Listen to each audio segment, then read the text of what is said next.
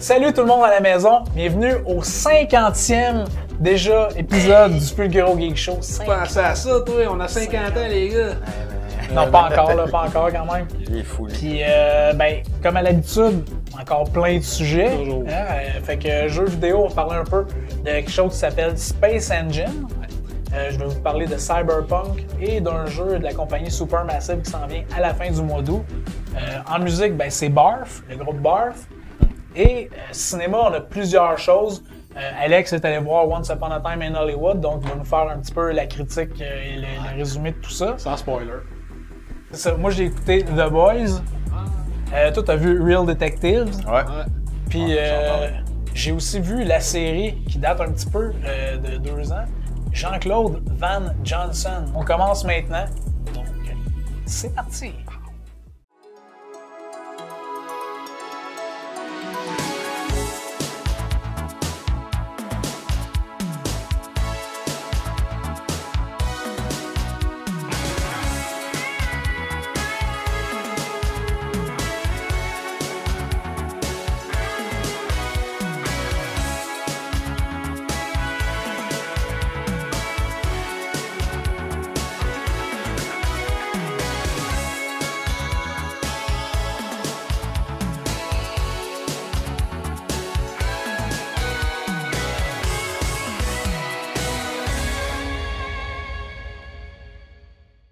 Donc, ladies and gentlemen, mesdames et messieurs, mesdemoiselles, señorita. Toute la gang. C'est notre 50e. Notre 50e. Yeah. J'ai Donc. eu la mauvaise idée la dernière fois de mentionner. Je dis, Ouais, hein, t'as dit. Chris, faudrait boire, ça prendrait de la 50. Et devinez qu'est-ce qu'on fait? Devinez. On boit de la 50. La 50, eh ouais. Chien à notre 50e, les amis. Chien. Qui est honnêtement un peu pas tablette. si pire que ça. pareil. Non, ouais, sort du frigo. Non, mais je veux dire, la bière est pas dégueu. C'est sûr que c'est de la bière industrielle, mais C'est c'est une de la bière classique, canadienne. canadienne.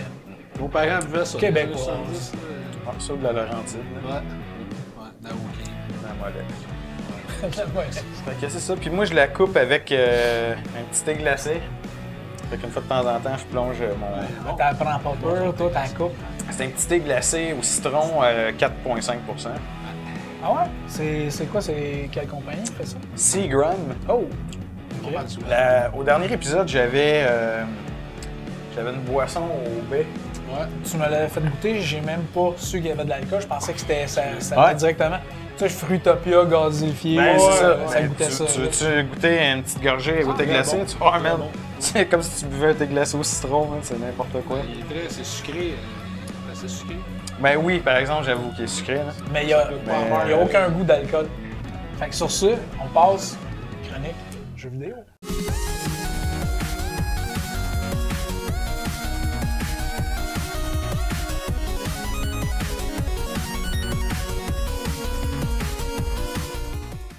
Pour notre chronique jeux vidéo. Ouais, ben je vais vous parler de quelque chose qui est pas vraiment un jeu, c'est plus un logiciel qui s'appelle Space Engine. Ouais, j'ai vu ça. C'est ça, j'ai découvert ça cette semaine. Je connaissais déjà. C'est un logiciel gratuit qui était en train d'être développé depuis quelques années, qui est un peu une recréation de l'univers là, avec un peu tous les landmarks qui ont été découverts, tu sais, les grosses constellations, les grosses nébuleuses, les amas d'étoiles. Ok, c'est ça. réaliste à ce niveau-là. Là. Ouais, ben parce que c'est un Russe qui développe ça, c'est un astronome russe en collaboration avec une quinzaine d'autres astrophysiciens à travers le monde. Donc c'est tout du data extrêmement précis, extrêmement scientifique qui a été là-dedans. Ok. Puis tu peux te promener un peu là-dedans comme tu veux. Tu peux zoomer à la vitesse de la lumière, tu peux traverser l'univers à la vitesse que tu veux. Tu sais, t'as pas une limite comme dans un jeu. De Que t'es gaz. dans un vaisseau, puis là, Ouais. ça prend... Tu sais, comme dans Elite Dangerous, tu veux te rendre au centre de la galaxie, ben ça te prend... Ça peut te prendre quasiment 3 semaines, 1 mois là, de gameplay. Dans ce cas-là, tu peux y aller en 2 minutes.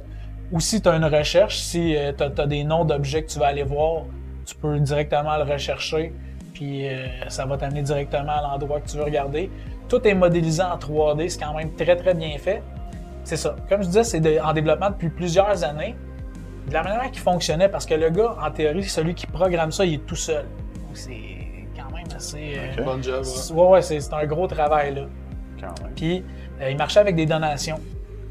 Puis là, il veut que ça devienne un peu plus gros, puis il veut que ça devienne encore plus beau. Il veut que ça devienne comme un vrai planétarium 3D qu'on peut explorer. Puis pour avoir le maximum de graphisme, le maximum de développement, maintenant est en vente sur Steam. Donc on peut l'acheter.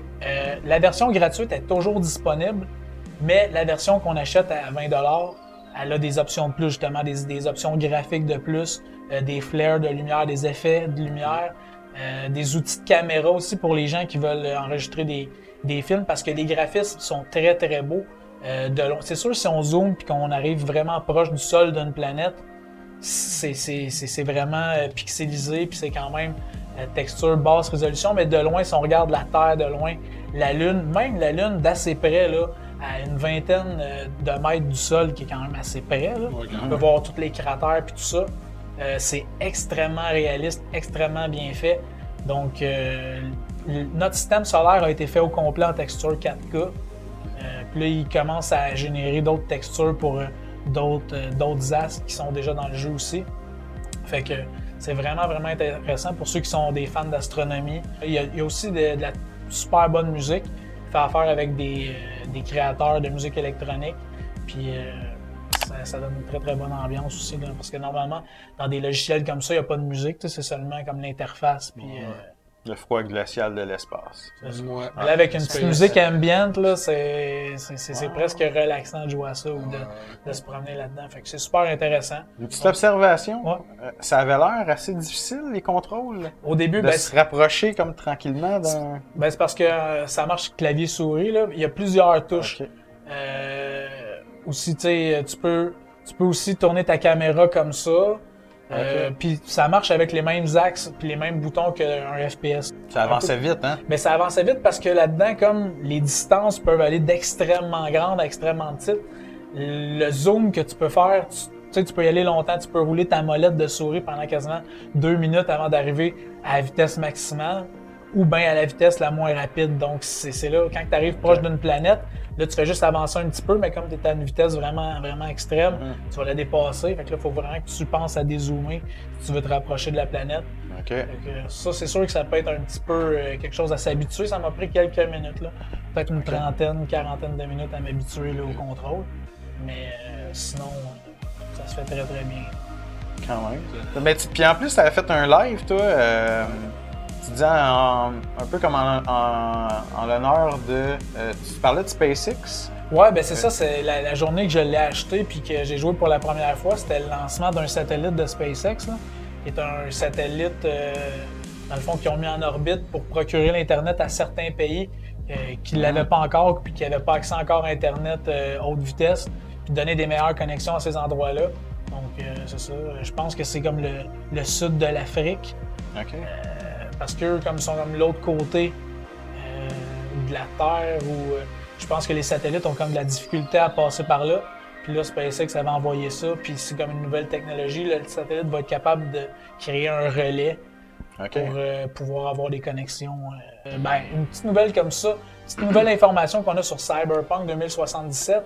On sait que c'est pour être fait un peu comme à la Witcher, avec plusieurs quêtes secondaires, puis une grosse histoire. Mais il va y avoir beaucoup plus d'embranchements qu'on pensait. Ils se sont inspirés, peut-être pas autant, mais le jeu Detroit Become Human, que j'ai parlé il n'y a pas tellement longtemps sur la chaîne, ça qui a tellement de fins et tellement d'embranchements d'histoire, mais là, ça va être la même chose. Il va y avoir vraiment plusieurs fins, puis vraiment tout ce que tu vas faire dans le jeu va impacter ta fin de jeu. Donc, il va y avoir vraiment, vraiment des fins personnalisées pour tout le monde. Puis que ce soit des quêtes secondaires ou des quêtes principales. Donc même les quêtes secondaires vont être prises en compte sur la fin du jeu. Donc ils ont vraiment, vraiment travaillé beaucoup à ce niveau-là. Donc ça, je trouvais ça vraiment intéressant. Parce qu'en plus d'être un super bon RPG, il va y avoir de la rejouabilité. Là. Si tu décides d'interagir d'une façon ou d'une autre avec une personne ou quoi que ce soit, la fin va être changée. Donc c'est vraiment intéressant. Une possibilité de third person, éventuellement? Je penserais pas. Non, ça, ils ont vraiment dit, la seule manière qu'on va voir notre personnage, ça va être dans les cutscenes, dans le fond, dans les scènes des animations vidéo. Puis peut-être, la seule manière où je pourrais voir qu'ils mettent justement une third person, c'est s'il y avait un mode photo. S'il y avait un mode photo. Ou tu te regardes dans un miroir, peut-être. Quand tu rentres dans un véhicule, tu Ouais, là, tu vas être en third C'est ça, ok. pour le véhicule. ok, Ouais. Mais ok. quand tu débarques, tu tombes en première personne. Parce que chauffer un véhicule dans un jeu vidéo en first, là, Il y a beaucoup de monde qui ont de la misère. Là. c'est pas tout évident. Là. Non, c'est ça. C'est pas comme chauffer un char dans la vraie vie. Là. Non, je jouais à Tout à GTA. fait, non. Ça va pas très bien qu'une manette. Là. Ben, c'est ça. Ça dépend, mais je veux dire, c'est moins évident. Il y en a, remarque, il y en a qui ont tout le kit, là, le volant, les pédales, le shifter, Ouais, tout ça. ouais. Je sais pas si ça va être compatible, par C'est ça exemple. l'affaire, c'est pas tout le temps compatible avec tout ça. Ça, il n'y a pas eu d'annonce là-dessus. Là.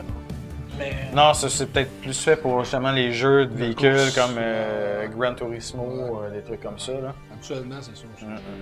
Mais tu sais, ce qui est le fun aussi, par exemple, avec la sortie tu sais, de CD Projekt Red qu'ils vont faire avec ce jeu-là, qu'il n'y a plus aucune autre compagnie qui fait, c'est que la version physique, elle va arriver avec une map du jeu, la soundtrack du jeu, puis plein d'autres goodies comme ça. Puis ça, c'est pour la version, pas la version de luxe, là. Ça, c'est la version de base. OK. Fait que ils vont faire comme ils avaient fait pour The Witcher. Fait que c'est quand même le fun parce que ça, il y a des personnes qui pensent à faire ça. Ben non, c'est ça. Non, Bethesda, à une certaine époque, avec Skyrim, l'avait fait. Ils mettaient la map. Ben, ils le font encore. Je veux dire, Ouais. Tu joues à Fallout, t'as une map. Pas Fallout 76, mais Fallout 4, t'avais une map. Tu des stickers puis des trucs comme ça. Sticker.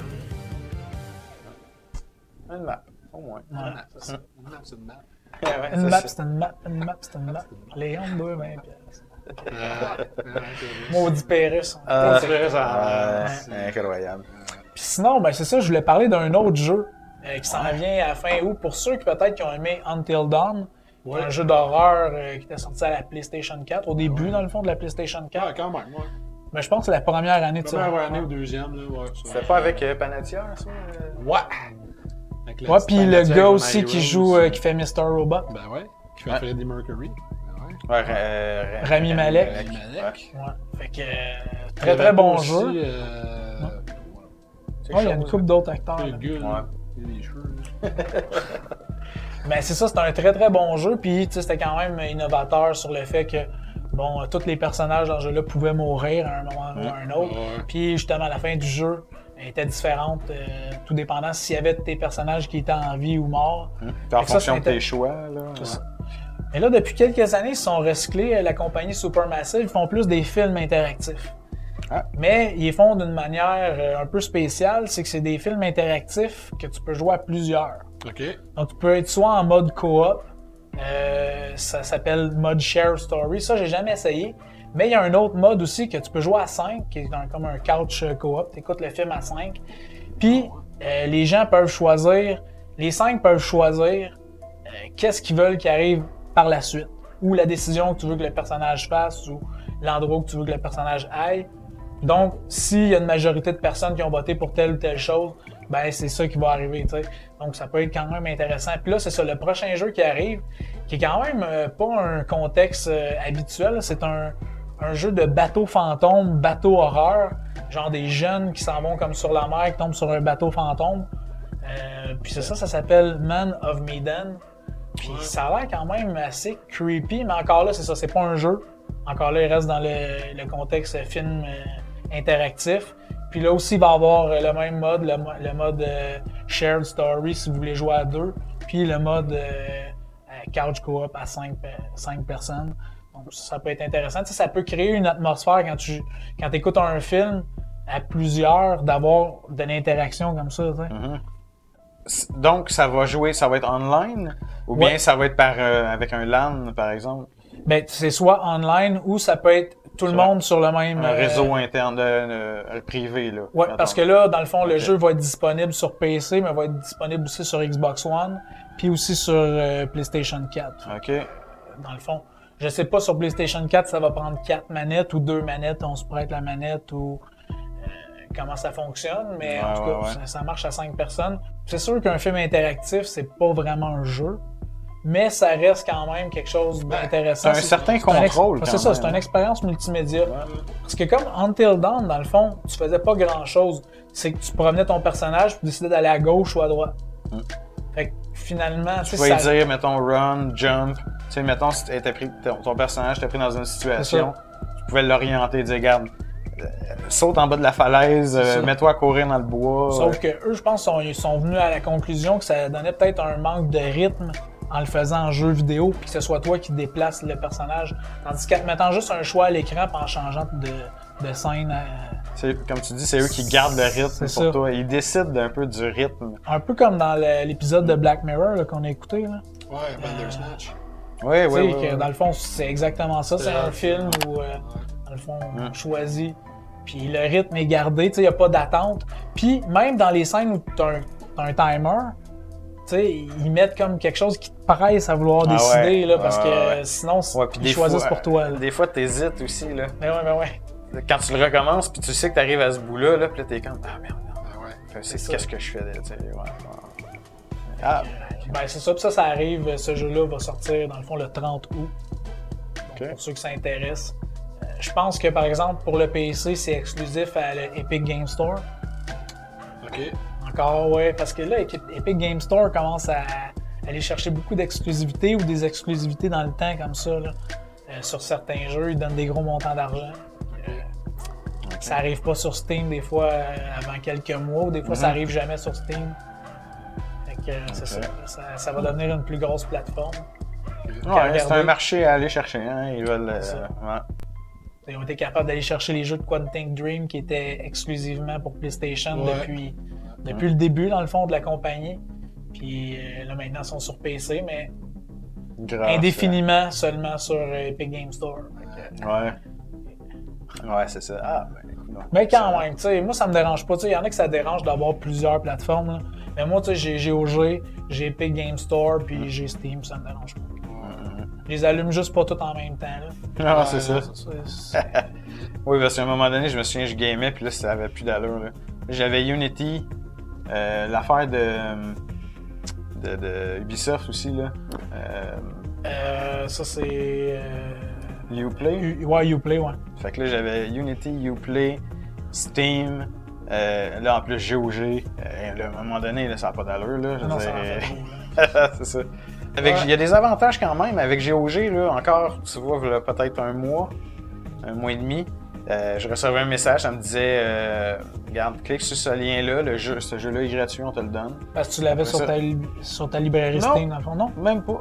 Non, moi, ça fait 2 ou 3 fois que GOG me donne des jeux que j'avais pas sur Steam. Ah ouais? Puis quand je vais voir après ça pour voir combien ils valent, tout ça, ils les vendent 45, 50$. Ah ouais. Ben, c'est ça. Ça veut dire quand c'est bon jeu. Ben ouais, si tu utilises leur plateforme pour... Surveillez vos courriels si vous êtes abonné à GOG. Non, il y a des avantages quand même à avoir plusieurs plateformes. Surtout des plateformes généreuses, parce que Steam sont pas généreux, là, on s'entend. Ils ne donneront jamais un jeu. Là. Steam sont pas généreux, mais ils ont souvent des bons rabais. Oui, c'est ça. Mais par contre, comparativement aux autres plateformes, leur infrastructure de plateforme est bien meilleure. Ouais. C'est toutes les affaires de commentaires, ta liste d'amis, l'interaction entre le monde. Écoute, sur le Epic Game Store, là, je sais même pas comment trouver la date de sortie d'un jeu. Je lis sur toute la page, c'est marqué nulle part la date de sortie du jeu. Okay. C'est comme, OK, c'est marqué préacheté, mais il n'y a pas de date à côté, en haut, en bas de la page. C'est comme, OK, préacheté, mais ça sort dans 1 mois, 2 mois, 3 mois. Non, il n'y a pas de liste d'amis, pas de liste de contacts, il n'y a pas de review. Fait que la plateforme, là, est vraiment jeune, il faudrait qu'elle la développe. Là. Ouais. C'est beau d'avoir des exclusivités, mais Steam, ça offre vraiment une interaction entre toute la communauté. Il y a vraiment une communauté Steam. Ouais, des fois, c'est un peu toxique. Oui, ouais, effectivement. Des commentaires, des forums. C'est épouvantable. De toute façon, c'est du troll, puis juste des gens frustrés, parce que si tu lis les commentaires de n'importe quel jeu la première journée qui sort sur Steam, le jeu, c'est sûr que dans les commentaires, c'est « Ce jeu-là, c'est de la merde, ça roule pas, comment ça que ça bug, ça crash, ça bug. Achetez pas ce jeu-là, c'est de la boîte. » Même si c'est le meilleur jeu, t'es sûr que dans le forum de Steam, ça va juste être du monde qui chiale. Ils sont épouvantables. Des fois, ils ont raison, mais des fois, là, c'est comme... broyage. Écoute, hey, j'ai joué à un jeu Life is Strange 2. L'épisode 3 était sorti au début du mois de juin. Puis quand j'ai joué dedans, il y a une scène de nudité, ça dure genre 4 secondes. Puis dans les commentaires, c'était épouvantable la nudité. Y a-t-il une option pour cacher la nudité? Ouais, mais là, faut pas ébauche-toi les yeux. Là. C'est une fois 4 secondes dans tout le jeu. Ça, c'est du monde qui aime mieux voir les têtes qui pètent que. Non, mais en même temps, c'est comme. une paire de seins. Si c'était juste ça, tout le long, je comprends. Si la nudité te dérange ou si t'es un peu prude, qu'il y ait une option, mais si c'est une scène de 4 secondes. T'es pas juste un peu prude à ce moment-là. T'as un petit problème. T'as comme un problème. Ou la personne a bloqué là, puis dès qu'elle a vu ça, elle a fait comme non, moi je joue pas, je vais aller voir s'il y a un mode pour désactiver ça. Il y en a qui ont comme une hantise, il y en a que ça les rebute complètement. Ils vont voir 3 secondes d'écart, puis ils bloquent ça dans leur esprit. Puis D'ailleurs, je pensais pas en parler, mais comme on vient de parler des gens prudes et de la nudité dans les jeux vidéo. Allons-y! Il y a un jeu qui est censé sortir en pré-alpha ou en test, en version bêta, durant l'été. On sait pas encore la date, ça va être plus automne, finalement, parce que des fois, il y a des délais. Mais je sais pas si vous avez entendu parler du jeu Subverse. Non, ça semble bien. OK. Subverse qui va être un... Subversif. Ouais. C'est assez subversif, vous allez voir. D'ailleurs, il est sur Steam, mais il est pas sur le Steam canadien. Si tu tapes Subverse sur Internet, sur Steam, tu vas tomber sur la page, mais si tu tapes Subverse dans notre moteur, là, ou sur sur la version qu'on a installée sur notre ordinateur, là, ben, il trouve pas le jeu. Fait que je sais pas s'il y a des jeux qui sont comme pas référencés. C'est le deep web de Steam, man. Je sais pas, mais ce jeu-là, ben non, mais il y a une grosse page, puis c'est quand même un gros studio, mais la profession ou la spécialité de ce studio-là, c'est des animations en 3D de cul. OK. Donc le jeu Subverse, ça va être un jeu d'espace, vraiment une parodie d'espace, avec un jeu de shoot 'em up de vaisseau spatial. Tu vas avoir des missions et tout ça. Nudiste. Mais pas juste nudiste, avec plein de scènes de sexe. Okay. Vraiment là, je sais pas comment pouvoir décrire ça, mais c'est vraiment un peu ce qu'on peut voir dans les mangas ou dans les hentai là, ou ces affaires-là. Sauf que c'est ça va vraiment être un jeu basé dans l'espace, vraiment une parodie. Puis c'est un projet qui a été sur Kickstarter. Ah, cool. Ouais. Fait que ils ont ramassé, je pense, comme 3 millions de $. Ils ont dollars. ramasser, ouais, c'est ça. Peut-être pas autant que Star Citizen. Mais... Non, mais il y a plus de chances de sortir. Ça, ouais, c'est ça. Fait que, mais c'est la première fois, dans le fond, qu'un jeu va vraiment mélanger les deux. Puis que ça va être un jeu offert comme un jeu. Ah ouais. Mais avec un abus de sexe. Parce que quand tu vois juste, c'est marqué shoot 'em up, physics, beautiful space. But in this game, you will fuck a lot. C'est ça que ça dit direct à la fin. A lot. Puis ça répète encore a lot. OK, tu comprends que c'est ça. Mais il y a plein de gameplay, puis c'est ça, va faire que tu ailles chercher comme des équipiers un peu partout à travers les recoins de l'univers. Puis tu vas avoir des missions, puis quand tu vas rencontrer une nouvelle personne, ben c'est ça, tu vas pouvoir faire ce que tu sais, ça, exactement. Mais Subverse, vous pouvez voir ça. Jouer à ça, D'ailleurs, je pense que ça va peut-être, je sais pas si ça sort juste sur PC, j'imagine. Je sais pas si PlayStation ou Xbox vont s'en aller vers ça. Pas sûr. Mais je pense pas qu'il y ait aucun jeu de ce style-là, hein, vraiment. Mais même pas sur Steam, c'est le premier jeu comme ça. Parce que oui, il y a des jeux adultes. Ouais. Mais il y en a qui... Ouais, mais c'est jamais super osé, mettons. Ou tu sais, des jeux comme DOA, mettons, là. Des genres de jeux... Non, mais il y a vraiment des jeux en ligne, des genres de MMO, ce que tu peux payer pour, mettons... comme un genre de chat virtuel, un peu à la PlayStation Home, mais de cul. Ah ouais. Ouais, ça existe, là. Ben, tabarouette. Puis, ouais, c'est ça, le monde, ils font ça. Ils ont genre des salles, un salon sadomaso, un salon... un Red Room. Genre des années 1700, là, un peu Renaissance, là, ou des affaires même. Ouais, mais... Des belles moumoutes blanches. Ben, je sais pas, mais c'est ça. Mais c'est ça, il y a des jeux comme ça. Puis Puis il y a d'autres jeux un peu qui ont essayé d'en mettre justement comme DOA, où c'est un jeu de combat, puis où bon, les... Ah, DOA, j'ai pas allumé, excuse. Dead or Alive. Dead or Alive, Ouais. Mais tu sais, je veux dire, tu peux faire jouer tes personnages au volleyball aussi, ou tu sais, t'as comme... Puis tu sais que souvent la pub du jeu, c'est marqué Extreme Boob Physics. Ouais. C'est ça, genre, le point vendeur du jeu. Ouais, c'est ça aussi. Ça pogne. Ben oui, Ça pogne pareil. pogne, C'est juste ça. que ils les laissent pas des fois tout le temps longtemps sur les plateformes. Là. Non, c'est ça. Parce que des fois, justement, t'as toujours des associations qui vont se plaindre. Là. Oh, mais mon Dieu! Mais où est-ce que le monde s'en va, là, des jeux comme ça? On s'en va à la même place. Mais j'ai hâte de voir parce que comme Subverse va être offert sur des plateformes normales où les jeux vidéo sont offerts, j'ai l'impression que quand ça va sortir puis que les gens vont commencer à plus en parler, j'ai l'impression que ça va faire un mini scandale. Ah, ben sûrement. Vraiment. Parce que là, ils vont dire, ouais, mais c'est un jeu vidéo, puis s'il y a des gens, ouais, mais c'est marqué 18 ans et plus, Extreme Sexuality. Puis si t'achètes ça à ton jeune ou si tu laisses ton jeune jouer à ça, ben c'est ton problème. Ben, c'est parce qu'il y a certains parents qui n'ont aucun contrôle sur leurs enfants. Ouais, mais ça, quand ça, t'achètes c'est- un jeu en même temps. Moi, j'en vois tous les jours. Là. Les parents qui arrivent, je travaille dans un commerce, là. Je vois les mais tu parents. peux pas avoir de carte de crédit quand t'as 14 ans. Là. Non, mais un Ça veut dire jeune... qu'il faut que tu aies la carte de tes parents Ben, pour acheter ouais, le jeu. c'est Là. ça, c'est ça. Ça, ou avoir lié un compte PayPal. Ah, tu sais, ou s'il va s'acheter une carte Steam. Ouais, aussi. Ouais, effectivement. Ça reste à voir Ouais, s'il va ouais, être ouais, en ouais. vente sur Steam, premièrement, parce que Steam... Ils ont une page Steam, c'est ça comme je te dis. Ouais, Puis mais je veux ça- dire sur l'application en tant que telle. Là. Parce que aussi, là, quand tu vas sur la page officielle de Subverse, là, t'as Epic Game Store, puis t'as et tout le logo de Steam. Sur la page, là. Ok, fait qu'ils sont associés quand même. Ouais, c'est vraiment, c'est ça, c'est vraiment la première fois qu'un jeu de ce type-là va être fait, là, tu sais, ou qui a vraiment une grosse portion gameplay, jeu. Mais ça sera pas sérieux, comme ils disent, c'est une parodie, Ouais. avec une grosse portion de sexualité, là.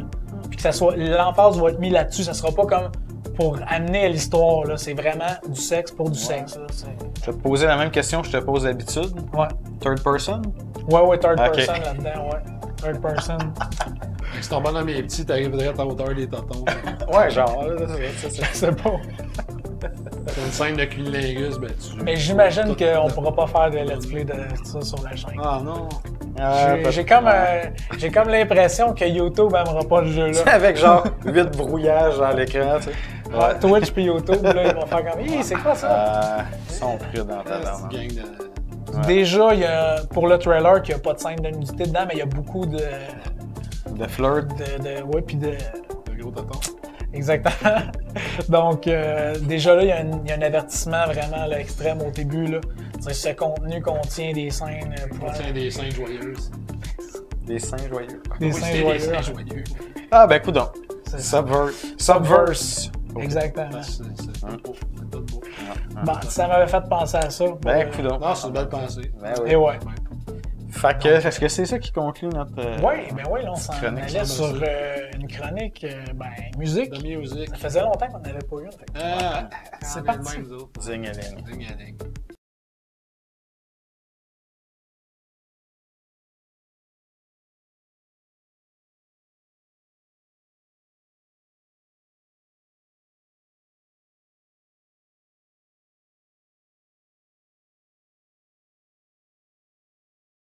Ben, dans le fond, cet épisode-ci, je voulais parler d'un band, un beau band.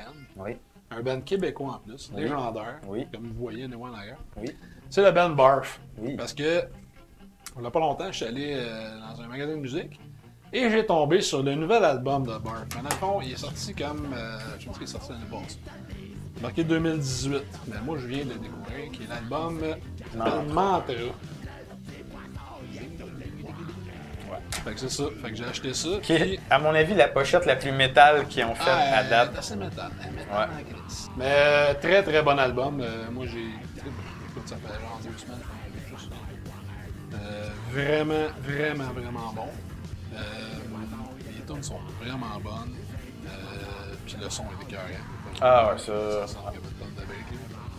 Ben, ils conservent toujours un peu le même son. Ouais. Pas le son, mettons, du premier album. Non, mais- parce que ça sonnait beaucoup plus. Mais le son de surprise, il est encore Ouais, là. ouais. Même je dirais qu'Ignorance Chaos Suicide, dès ouais, Ignorance Chaos Suicide, parce que c'est ça, Barf c'est ça. Bon là on parle plus croche, là, mais Barf c'est un band qui date Je dirais peut-être peut-être même avant ça, mais c'est minimum fin des années 80. Ils ont commencé comme un band peut-être plus punk metal que metal. Hardcore, là. Hardcore, assez, même peut-être plus ouais, punk ouais, que ouais. d'autres choses. Moi, j'ai entendu, la même année, j'avais emmené mon vinyle de l'Archelus, que j'ai d'ailleurs vu en cassette au Sunrise Records. Il y avait la cassette avant. Ah, ben Puis ouais. elle était encore emballée. Ah, Fait que j'ai fait comme l'Archelus en cassette emballée. Ah, ben, ben, ouais. T'as-tu déballé? non, je l'ai pas acheté. T'es pas là. Ok, chez ok, nous. ok. C'est pas le- je me suis C'était pas là, j'ai là à aussi. le déballer. non. Mais sur l'Archelus, il y avait une version de Robo Tabarnak qui est la plus vieille version que j'ai entendue. Ouais. Version démo, quasiment. Version de garage. Ouais. Version tout croche. Puis, c'est ça. Puis après ça, Barf, dans le fond, ont sorti l'album Tumult, qui est leur premier album, que Qui en a sorti cassette. en cassette. Et moi, je l'ai en CD. Qui avait un son très punk. La Ouais. basse est beaucoup présente. Ouais, Cette un année, son ils ont, comme clair, monté, ils ont comme monté le son de la guitare un peu plus à partir de l'autre album après ça. Ouais. Mais le son était très. C'est ça, le son était très punk, cet album-là. Même si ça reste du genre de punk metal. Là. Mais ça bûche puis le gars il gueule. Ouais, Fait que- des belles petites pochettes. Ouais. Moi, la seule affaire que j'ai de plus que toi, c'est cette photo-là. Ça, c'est la cassette, t'as pas cette photo-là. Ah, ben ouais. Ben ouais. Sérieux? J'en avais la cassette avant. Je pense que maintenant, si on veut savoir si un band est légendaire à un endroit, s'ils font encore de la musique et qu'ils ont déjà fait des cassettes, d'après moi, c'est un band légendaire. Hey, c'est. Ils boivent de la 50, esti. Ouais. Ben oui, Yeah. oui, certain. 15 à 24 de 5. Hey, hein. Un petit rappel. Ah ouais, niaise pas, là. Commande. Fait que c'est ça. Fait que Tumult, un album légendaire avec Le Petit Poisson. Ben moi, honnêtement, Même Damnation. Pierre-Luc, qui est pas un fan de. Qui est pas nécessairement un ben fan de vraiment cette pas, musique-là. mais Et le qui petit connaît poisson, Le Petit ben Poisson. oui, ben tout le monde connaît ça au Québec. C'est ça, j'ai c'est l'impression. ça. Ben, Poisson. Mouton Noir aussi, une toune de Ouais, plume. de plume, Mouton Il y Noir, a, excellent. puis il y a vraiment beaucoup de Bobo bonnes tunes. Tabarnak, La Bastringue, écoute. moi, When the Curtain Falls, moi Ouais. je l'aime bien. Très ça. bon, Asti sale. Faut que tu partes. Anytime, Anywhere. Ça, c'est bon, ça blonde. Mode brûlé. Mode brûlé. Les microbes. Ah, pique en sacrament. Ouais.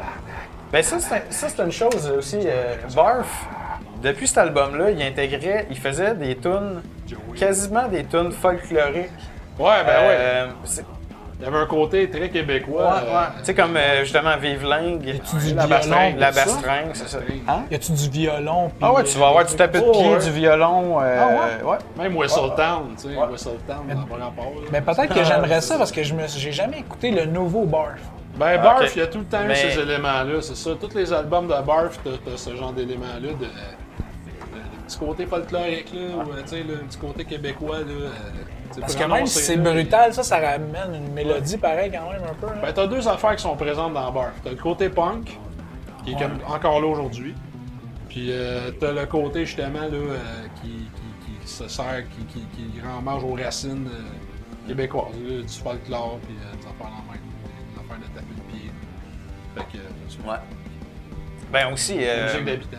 Comme t'as faut dit. dire que Marc Vaillancourt, le chanteur de Barf, avait. Puis Barf, en passant pour ceux qui ne savent pas c'est quoi, ça veut dire Blasting All Rotten Oui, Fuckers. ben oui. Cool. Puis, ouais, c'était vraiment un band pour se défouler, là. Ça, c'était. Ouais. Blasting All Rotten Fuckers. Ouais. Ça, c'était. C'était, tu sais, c'est. un nom de dance. Ouais, c'est ça. Puis Barf, Puis- ça veut dire vomi. Fait que c'est- En plus, Ben, ouais. Vomi. C'est un bon acronyme. Ouais. Très bon. Ah, Très ouais. bon. Puis, ce que je veux dire, c'est que c'est ça, le chanteur a participé avec d'autres groupes, des fois, comme par exemple, un moment donné, Groovy Advar. Ouais. Ils ont fait une tune avec Groovy Advar, Avec le gars des. de la bottine souriante, Bottine souriante. Yves Lambert. Ouais, c'est très bon. C'est. C'est la tourne de Félix Leclerc, je pense. Non, c'est Petit Bonheur. Ah ouais? Non, il y a le Petit petit Bonheur. bonheur de Félix Leclerc, mais ils ont fait une tune aussi. Attendons. Je l'aimais Ah, non, bien, non, je celle-là, les confonds, petits bonheurs. là. ça, Je confonds Il y a une toune- Groovy puis. Ouais, Lambert. parce que Groovy a fait une tune avec Yves Lambert. Lambert, ouais. Que c'est. Moi, vous contez une belle histoire. Ouais, c'est à rapport au ça grand rappelle plus c'est quoi le Saint-Hilaire. titre. Puis Groovy puis Barf ont fait ouais. le Petit Bonheur. Ouais, c'est ça. Deux affaires. Ouais, c'est ça, exact. Mais je l'aimais bien, celle-là, le petit bonheur. Là. Le Petit Bonheur. Que j'avais dans mon C'est C'est ça. la tourne de Félix Leclerc. Là. Ouais. Fait que. Fait que ça les a toujours intéressés, puis nous autres aussi. Finalement. Ouais, ben c'est ça sonnait comme rien. C'est ça, ben que ça sonnait comme rien. Ça sonnait comme rien d'autre. Ouais, c'était unique. C'est ça, il y avait rien qui ressemblait à Barf dans ce temps-là. Puis il n'y avait aucun drummer qui était capable de jouer aussi vite. Moi, en tout cas, j'ai jamais rien entendu de cette époque-là. À part des bands extrêmes, mettons, comme genre du. Je sais pas si du vieux Voivode. Mais il y a une couple de. Les autres, ils venaient d'une scène Barf avec des bands comme Damnation ou. Même Voivode, quand même, c'était de cette époque-là. Aggression ou Yog Sothoth, ou il y a un paquet de bands de cette époque-là. Que c'était du gros genre de. Puis ça bûchait, là. C'était inspiré du grindcore, du deathcore. Pas de deathcore, ça n'existait pas, mais du death metal. Puis, mais les drums de Peter Jackson, c'était. Ben, dans ce temps-là, c'était pas Peter Jackson. C'était pas Peter Jackson, non? Au début, c'était Sag. Ok. Sag. C'est un gars du Saguenay. Ça s'appelait Sag. Probablement. C'était peut-être un Saguenay. Ou la Sagouine. Tu sais, on a peut-être dit, je veux pas que vous me citiez. J'ai apporté mes tambours. Oui, c'est ça. Ouais. J'ai apporté après cet album-là, ouais.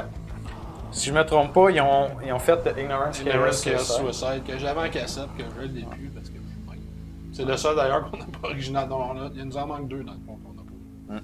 Ben, c'est pas grave, parce que c'est ça.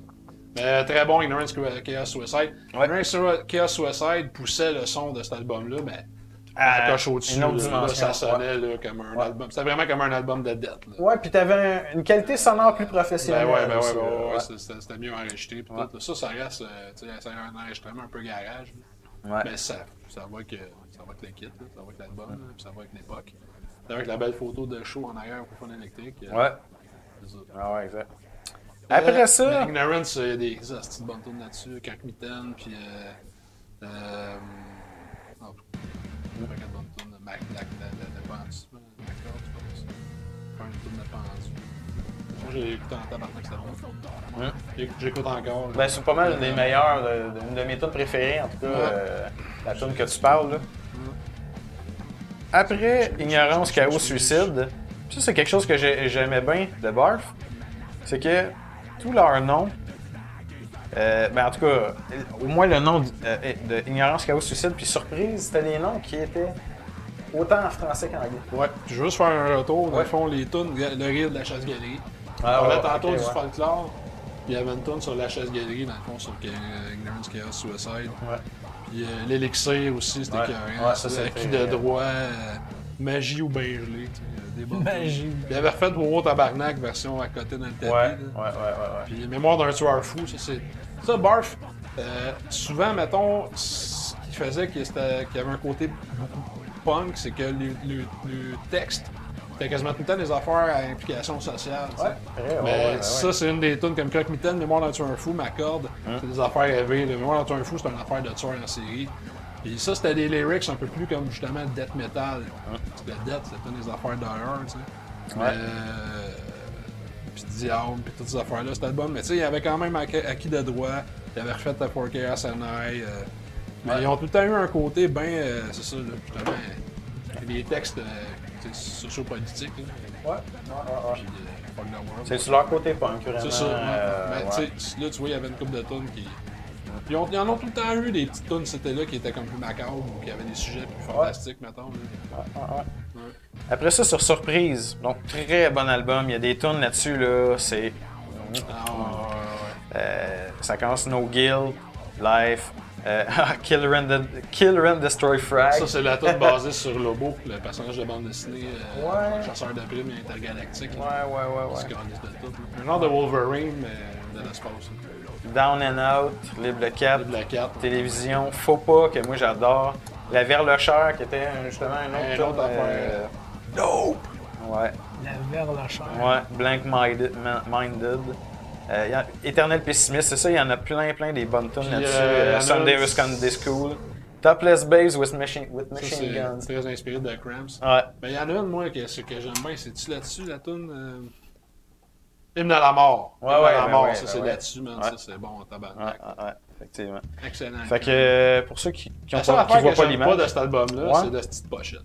Qu'est-ce qu'elle a? Ouais, ben on dirait Franz, le chanteur de Grimmskunk, avec les yeux bandés, en train de fesser sur un nid de guêpe avec un bâton. Il y a comme une famille de tweets qui sont dans un parc.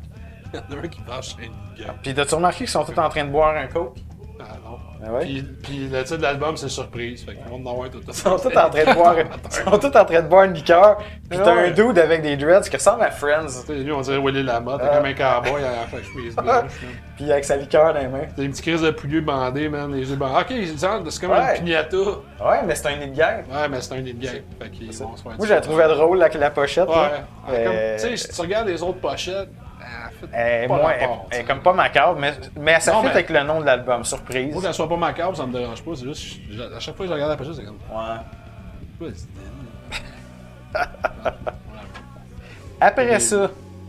Après ça, ils ont stagné un petit peu. Ben ça, c'est Parce quelle que- année, ça? C'est 96, c'est quoi? Surprise, il me semble que c'est plus récent. Parce qu'après ça, si je me trompe pas, c'est Catharsis. Catharsis, c'est 99. Ouais, mais il me semble qu'il y avait un bon moment. Tu vois, Ben, ça, c'est 92. Après ça, il y a eu Ignorance Chaos qui est 94, peut-être. Ah, 95. 95, bon, mais l'autre, c'est ok. peut-être 93. Puis après ça, je pense qu'il y a rien eu entre ça puis Catharsis. Non, là, ce qui est arrivé, c'est Barfly, que. non, c'est vrai, c'est Barfly après ça. Ben, ça encore 96. là. Ouais, check dedans. C'est enregistré en 96. Ouais, 96. Parce qu'il y a eu Barf Live dans le fond qui est sorti, le Ouais. premier album live Ok. de Barf. Ouais. Qui est excellent. Ouais, ben ouais. Excellent show. Puis aussi, ce qui est arrivé à cette époque-là, Ouais. il y a le guitariste, entre autres, puis peut-être d'autres membres Denis aussi. Lepage, Denis ouais. Lepage, lui, il s'est parti à une autre band. Il jouait de la guitare dans un autre band qui s'appelait Guano. Ça, c'est pas tout le monde qui connaît ça. C'est vraiment dur à trouver. Ouais. Moi puis mon frère, on a mis quelques tunes sur D'ailleurs, Internet. Non, on n'a plus la pochette. Parce que ce qui est arrivé, c'est que moi, j'avais acheté l'album quand il était venu à Joliette. Ouais, moi j'étais là. C'était Groovy, Guano. Grimmskunk. Non, t'as pas le Grimmskunk. Ouais. Moi, quand j'ai vu Guano, il faisait la première partie de Grimmskunk. Bon, ben là, d'abord j'étais là. C'est là que je les ai vus, Guano. Puis. C'était Grimmskunk, Guano. Puis avant Guano, c'était un groupe de. C'était Webster's Problem, si je me trompe pas. De Joliette. Eh ben, j'ai dit. C'était soit ça ou c'était Guerilla, parce que. il y a Ouais, eu- ça se peut, ouais. J'ai lu le poster encore de ça, Ouais. je suis sûr. Ouais, ouais. Encore Mais le- c'est ça, à cette époque-là, le genre de rap metal commençait un peu. Il y avait Raid aussi que j'avais vu à un moment donné, moi. Ouais. Qui était un autre band. Mais c'était ça. Check it down, man. Ouais. Ouais, c'est moi qui paye. Ouais, c'est ça. J'avais trouvé ça moyen. Ouais. Un genre de Rage Against the Machine, BS. Ouais, ben c'était vraiment BS, là. Le chèque est normal. Check it down, man. Fait que, puis Guano, en tout cas, C'est super bon. puis j'avais la cassette ou le CD dans ce temps-là. Puis, à un moment donné, ben, je sais pas ce qui est arrivé, je pense que je l'ai vendu pour m'acheter du pot. Ouais. Comme même. Moi aussi, j'ai fait ça. Puis- Illégalement. Puis j'ai essayé de le retrouver, puis là, plus trouvable. Fait que, puis là, mon frère, il me gossait tout le temps. Hey, où ton CD de Guano? Puis j'ai dit, man. J'ai dit, je l'ai plus, je l'ai vendu pour boire. Fait que. Rendu Fait pour que- boire. Et d'une très bonne raison. Ce qu'il a fait, mon frère, puis c'est grâce à lui qu'on a ça, il a écrit à Indica Records. Ok, c'est Indica, c'est ça, je me demandais, Ouais. c'était super. Ouais, il a écrit à Indica Records, il a dit, regarde, mon frère a vu.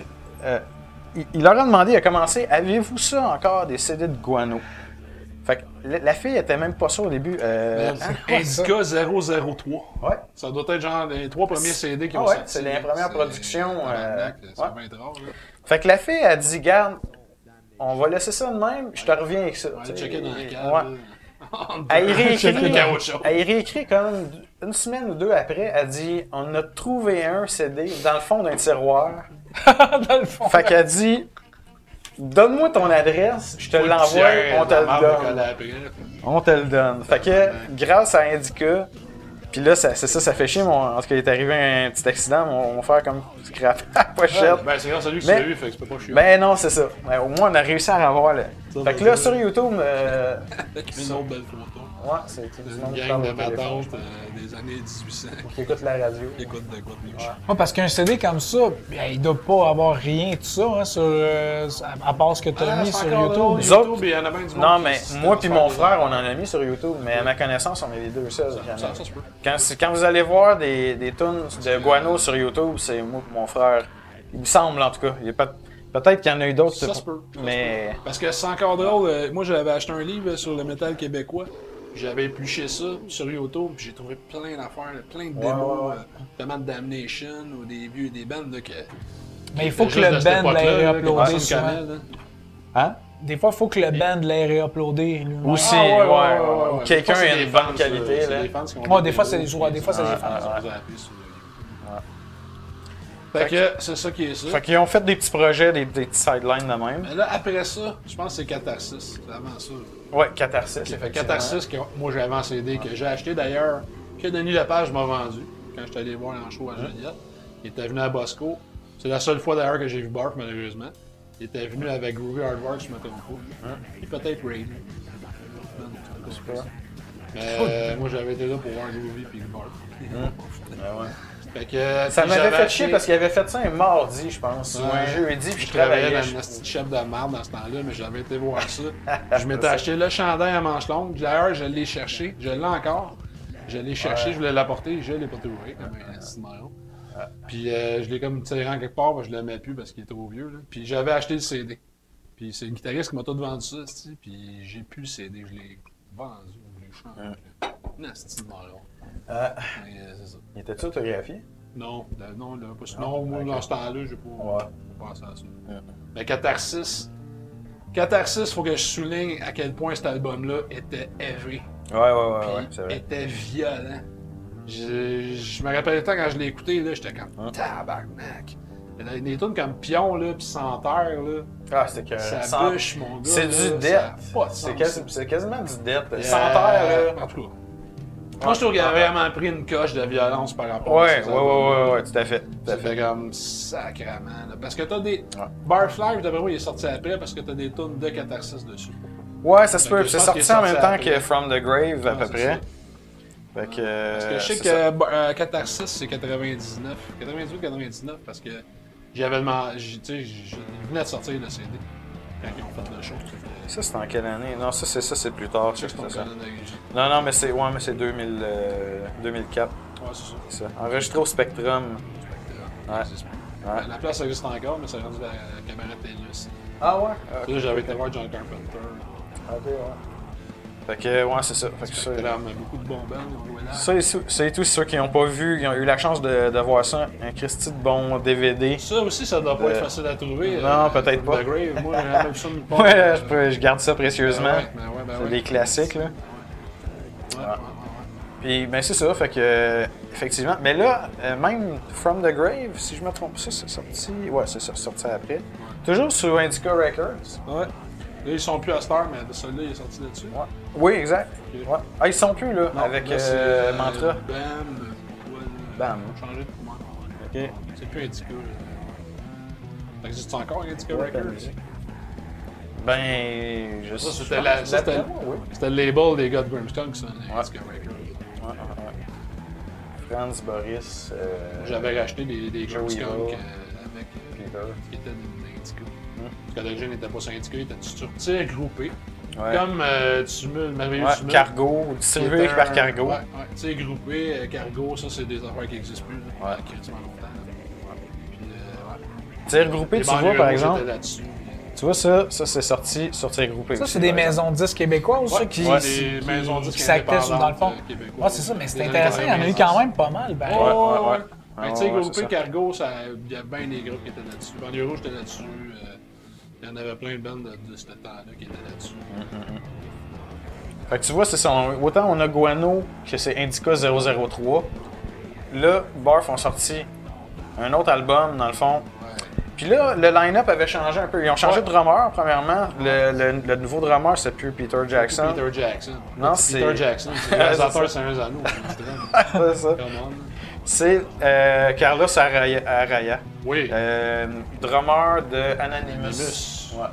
Puis il joue en tabarnak, ce gars-là. Anonymous, c'est un autre band que maintenant il faudrait appeler. Puis là, Barf, il arrivait avec, justement, là, il y avait encore le côté catharsis, la violence. Puis plus... puis plus vraiment, tu sais, des signes de chaos, là, de chaos. Mais ça paraît juste avec le dessin de la pochette, là, que... Ouais, ben on dirait un peu comme si Jason Voorhees était en train de brûler, là, genre là. Ouais. Mais c'est des trous de balles, mais Ça donne l'impression que... Non, Barf, ils font pas dans la dentelle, là, puis moi, je trouve ça parfait. Ça bûche, puis c'est ça qui est le fun. Ouais. Ben, ça. Fait que ça, c'est finalement, c'est l'avant-dernier. C'est quelle année, ça, Bill Consul? Celui-là, c'est 2014. Ouais, 2014, c'est Je me juste un rappelle, moi, petit quand tu m'avais dit, hey man, j'ai acheté un nouveau Barf, j'étais comme, je m'avais passé ça, j'ai comme, aïe aïe, parce que ça faisait depuis ça, là, qu'on l'avait pas vu Ouais, Barf. Là. ouais, 2004. Ouais, c'est ça. C'est ça, Il est 2004. sorti. C'est À ça. ma connaissance, je pense pas qu'il y ait de sorti de quoi en Ben, ça. Je pense pas, moi non plus. Non, C'est ça. honnêtement. Après un petit break, ouais. Puis dernièrement, vous dites qu'il y en a sorti un autre. Ben, c'est Ouais, ça. là, Là, ils ont sorti Mantra. Ça, c'est l'année passée, là, en Ok, 2018. c'est celui-là avec mon oncle Serge? Ouais, Et avec de la tonnes tonne dessus. Fade Out.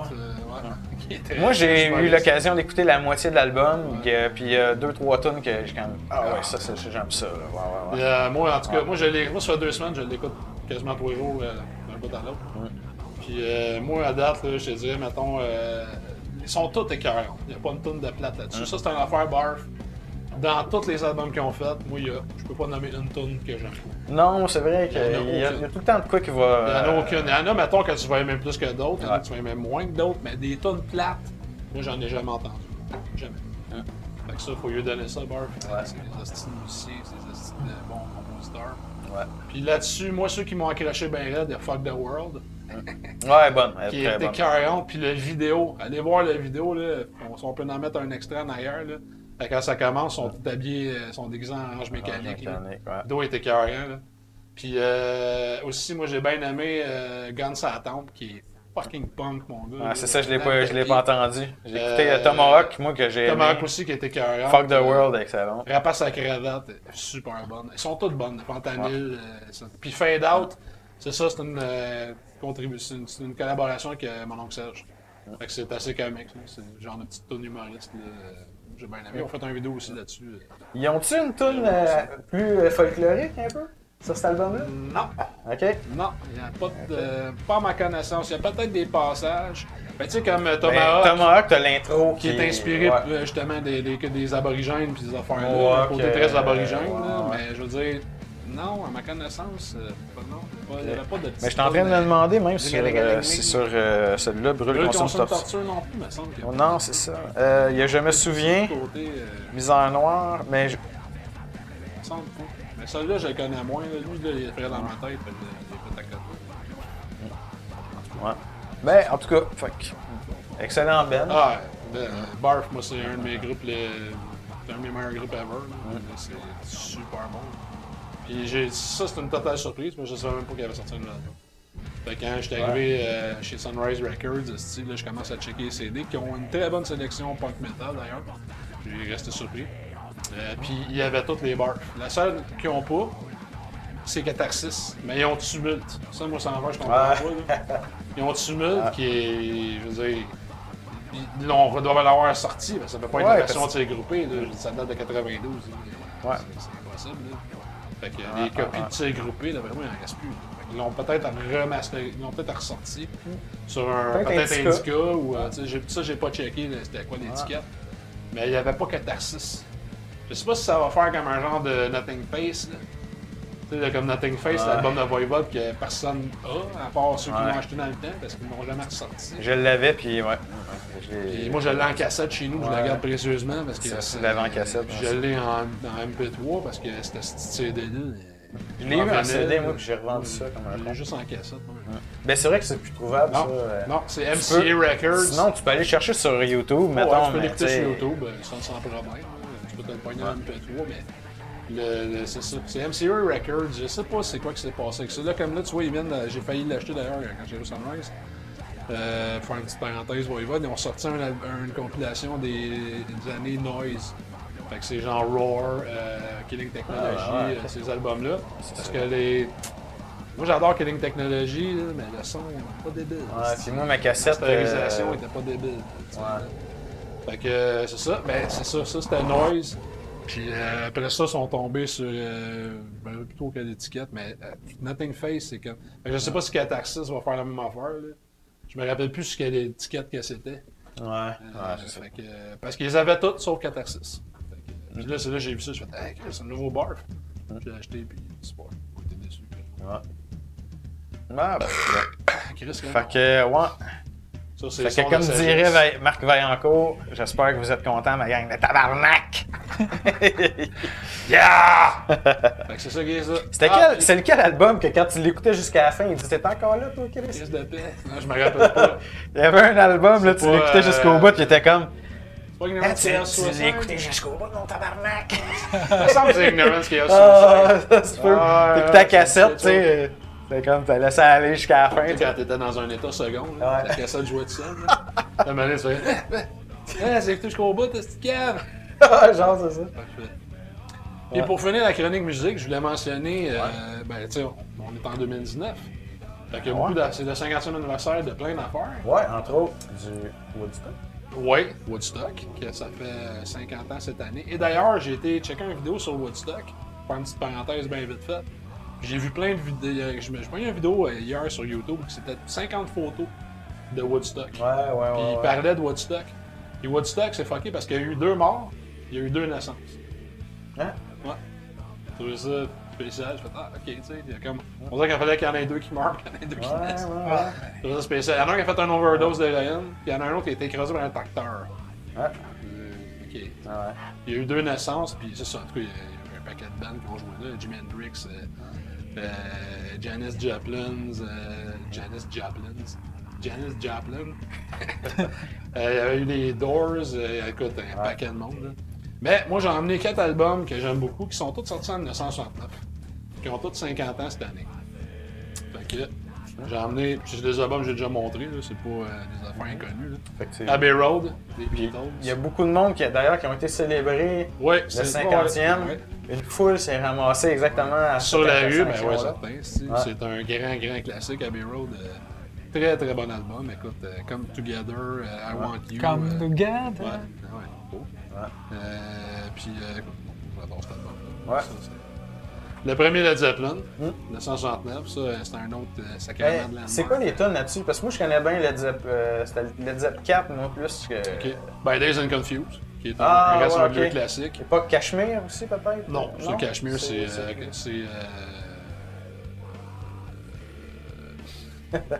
C'est Cashmere, c'est quoi déjà? C'est l'album avec la façade de building, là.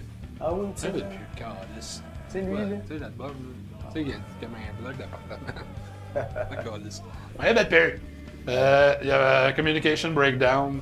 C'est peut-être pas celui. Baby, I'm Gonna Leave You. Moi, j'adore ça. Là. Black Mountain Side, qui est comme une tune genre acoustique, carrément. Mais on connaît Days and Confused. C'est Game Changer, ça. Ouais. Quelle année? 69? Ben c'est tous des albums de 1969. Le premier Black Sabbath, qui est un autre... Des bons groupes qui sont startés cette année-là. Ouais, ben ça c'est tout... Ben, tu sais, Beatles, c'est un bleu d'allié. Non, mais ceux-là, eux autres, c'était le premier. Non, mais Led Zeppelin, puis... Ouais. Puis un autre aussi, gros band, les Stooges. Le premier Stooges, 1969. Et d'ailleurs, ils ont une tune qui s'appelle 1969. Fait que ça, là, très bon aussi. Fait que 4 monuments de la musique qui sont sortis, qui ont tous 50 ans cette année. Ouais. Mais eux sont un petit peu plus vieux que 50 ans. Ouais, non, pas 50 ans.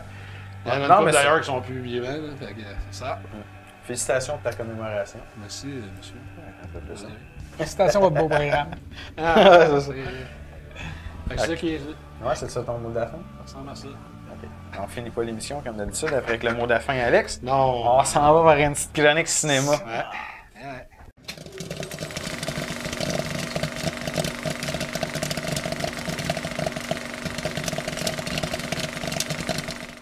Fait que pour la chronique cinéma, c'est bien ça.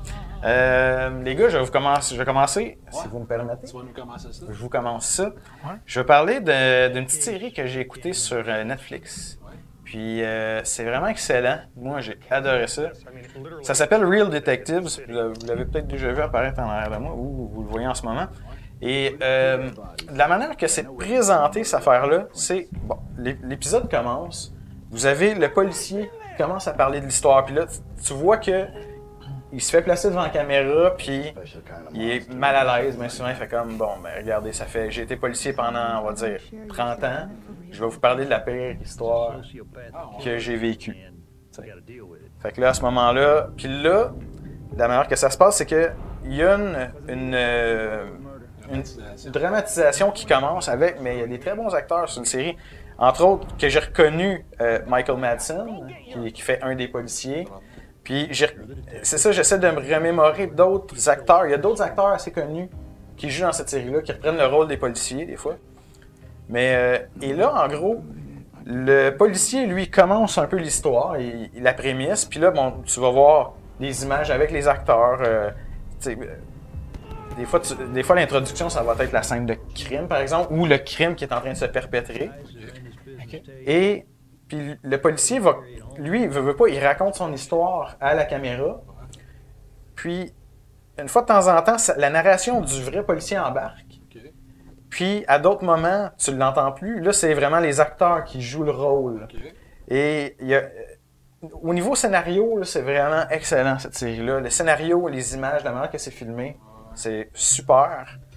Puis, ben, c'est ça. Qu'est-ce que je pourrais dire de plus? C'est des crimes assez atroces. Des fois, c'est des crimes connus ou moins connus? Il y en a qui sont très connus. Ouais. Il y en a d'autres que moi, je connaissais pas. Puis des fois les suspects de ce dont ils parlent, tu te dis, Chris, il est pire que Gacy, il est pire que... Tu sais, là, parce que des fois, ils ont un body count plus élevé. Il y en a qu'on connaît pas nécessairement de nom, mais qui sont épouvantables. Oui, exactement. Puis, un des points forts, ben moi, j'ai trouvé que c'était un avantage pour nous autres au Québec ici, cette série-là, parce que la plupart des scènes, c'est filmé à Laval. Okay. Sauf que tu t'en rends pas compte, là. Je veux dire, dans la série, à un moment donné, ça se passe en Floride ou au Wisconsin ou la plupart du temps aux États-Unis. Okay. Mais ils ont filmé ça à Laval. Une chose que je voulais savoir, tu dis que ça a été filmé au Québec. Est-ce qu'il y a des cas québécois? Ils ont-tu fait comme un genre de dossier mystère, maintenant, là, avec des cas locaux? Non, malheureusement, non. Non, parce que justement, premièrement, le réalisateur, je pense que c'est un Américain. Ouais, c'est ça. C'est pas vrai, non. Directed by, me semble que c'est un Québécois. Mais non, c'est tous des cas aux États-Unis. Américains. Ouais. Peut-être parce que justement, la plupart de ces cas-là ont défrayé plus la manchette là-bas, puis ont été mieux documentés. Ouais. Puis qui ont été perpétrés par des Américains, j'imagine. Oui. C'est ça dans. En tout cas, moi, ce que j'ai vu, 99% de ce que je me souviens, c'était toutes des Américains. Ouais. Mais vraiment, vraiment une bonne série. Ah, je vais checker ça. Moi, c'est le genre d'affaires qui m'intéresse. J'aime ça, les affaires détectives, puis les comptes cases. Ouais. Puis, c'est ça. Ben, tu sais, il y a d'autres séries du genre comme True Crimes, Making a Murderer. Ouais, mais Making a Murderer, ça, c'était différent un petit peu. Parce que c'est vraiment un documentaire, une série basée sur... je me souviens même pas comment il s'appelait. Steven, je pense que c'était le jeune. Puis c'est pas il n'y a pas de dramatisation, non, c'est vraiment le monde. C'est ça. Tandis que ça, t'as un peu... Ben, veux pas, la mise en scène fait que c'est une dramatisation. Ouais. J'aime ça, moi, les affaires avec des dramatisations. Sauf que le policier... d'après moi, là, les policiers qui en parlent, là, bien souvent, ils pleurent. Là. À un moment donné, tu les vois, là, ils ont les larmes aux yeux. Tu les vois, il y en a, là, ils ont ruiné leur vie personnelle à cause de ces cas-là. Tu veux faire vivre ça. Oui, puis même, il y en a qui disent, là, qu'est-ce que je te dise de plus? Ils disent, garde, ma vie a droppé de même à cause de ce cas-là. Parce qu'ils ont pris ça à cœur. Puis, il y en a qui font des dépressions. Il y en a qui. C'est pas facile, la vie détective. Tu sais, des victimes, là, ou mettons des parents des victimes qui disent, là, promets-moi que tu vas trouver, tu sais. Ceux qui font cette promesse-là, la pression à côté. C'est épouvantable, moi, c'est ça. Ils n'endorment plus, ça va pas faire ça, cette promesse-là. Non, c'est un peu comme un médecin puis qui s'est demandé promets-moi que tu vas guérir, mettons, mon enfant, tu peux pas promettre ça, tu sais pas. Là, tu peux dire je vais faire tout ce qui est en mon pouvoir pour essayer, tu sais. Mais bien souvent, les policiers, surtout, t'en vois un peu dans cette série-là, quand ils débutent, mettons aux affaires criminelles ou aux homicides, qu'ils vont faire la gaffe de remettre un peu. Puis après ça, ils disent ben, pas jamais ça. Non, c'est ça, parce que l'impact que ça a eu émotionnellement. Puis, ben vite, c'était pas prévu que j'en parle, mais c'est une autre série du même genre. Ça s'appelait, sais-tu, Deadly Nurses ou Killing Nurses. C'est, dans le fond, c'est des infirmières meurtrier. Ouais, ça, il y en a. Donc, ils font comme exprès comme de faire des erreurs médicales pour que leur parent décède. Des fois pour passer pour Leur des patient. héros, parce que, mettons, il va arriver puis il dit « Ah, je suis sûr que c'est ça le problème », puis là, ils vont y injecter de quoi, puis là, le patient revient, tu sais. Là, fait comme « Ah, ben, une chance que j'étais là, tu sais, parce que... tu sais. » Fait que ça, c'est genre... puis pourquoi je parle de cette série-là, c'est que j'écoutais ça la semaine dernière. Je pense que c'est Killing Nurses, mais je suis pas sûr. Cherchez Nurses sur Netflix, là, vous allez voir. Puis, c'est que là, en Ontario, en début de semaine, là, il y a une nurse, dans le fond, qui a avoué avoir tué, je pense, 8 patients. Puis là, je me suis dit, ah ben, c'est encore d'actualité. Oh, ouais. Parce que, regarde, moi, j'écoutais ça, je me suis dit, ah, peut-être que dans la prochaine saison, elle, je vais la voir dramatisée, tu sais. Ouais. Mais est-ce qu'elle a fait ça parce que c'était comme des dernières volontés? Non. Ok. L'euthanasie, Non, non. non. Hey, écoute, il y a des infirmiers, là, comme ça, parce que c'est mondial un peu. Il y en a qui Oh, ont... ouais. T'en as autant en France, en Europe, là, en Hollande. Ouais, ils ont des de places beaux comme jeux ça. aussi, ils sont... Hey, dans les Alpes, là, pis tout ça. Il y en a un, là, il suspecte qu'il a tué entre 100 et 400 personnes. Ça, c'est plus qu'à peu près n'importe quel tueur en C'est série. gros body count que tu Ouais. trouves. Mais que c'était volontaire. Là, lui, il dit, OK, Ouais. lui. Puis c'est ça, il faisait exprès pour Ouais, faire ouais. méditer. Bien souvent, une des manières qu'ils utilisent, bien souvent, pour... En tout cas, dans la plupart des cas, là, c'était ça qui revenait, là, ils injectaient un relaxant musculaire, puis après ça, ils shootaient de l'insuline pour faire dropper le niveau de Ouais, sucre. mais. Puis ça, c'est une des manières que les infirmiers, infirmières, tueuses, ils utilisent le plus, c'est l'insuline pour tuer. Ben oui, parce que c'est naturel. C'est Ouais. même s'il est injecté, ça reste que c'est le même produit que ton pancréas Exact. produit. Fait que... Mais c'est sûr que là, à un moment donné, c'est quand ils se rendent compte qu'ils commencent maintenant à avoir 8, 10, 15, 20 cas de baisse de sucre, là, les infirmiers, les hôpitaux commencent à se douter. Là, attends un Tout peu, là. assigné au Là, même. là. Ouais, ben c'est ça, à un moment donné, ils regardent les corrélations entre qui était l'infirmier de garde, puis le nombre de le body count, un peu, tu sais. Puis il y en a, à un moment donné, ils se rendent compte, regarde, sur les 26, 28 qui ont eu ce problème-là, lui, il était là toutes les fois. Après ça, la deuxième infirmière, on va dire, était là, mettons, 14 ou 16 fois. Mais là, à un moment donné, il y a de quoi qui marche, là, qui marche pas, là, tu sais. Puis, ben c'est ça, c'est assez... ça vient te chercher parce que tu te dis, crème, si je rentre à l'hôpital, je vais-tu tomber sur un maniaque de même, tu sais? C'est pas impossible. Fait qu'en tout cas, checkez ça, Killing Nurses, Real Detective, c'est vraiment une bonne série. Niveau script, là, dialogue, tout ça, c'est écœurant. Des très bons acteurs aussi. Ouais. Sinon, ben moi, je me suis abonné. J'ai eu mon 30 jours gratuit d'Amazon Prime. Ça, Ouais. je l'avais jamais pris. Puis là, ben c'est ça, j'ai regardé un peu ce qu'il y avait à regarder sur Amazon Prime. Il y a quelque chose qui a attiré mon attention qui est sorti en 2017, qui est Jean-Claude Van Johnson. Donc, une série avec Jean-Claude Van Damme. Et là, c'est totalement loufoque. Dans le fond, c'est 6 épisodes de 30 minutes.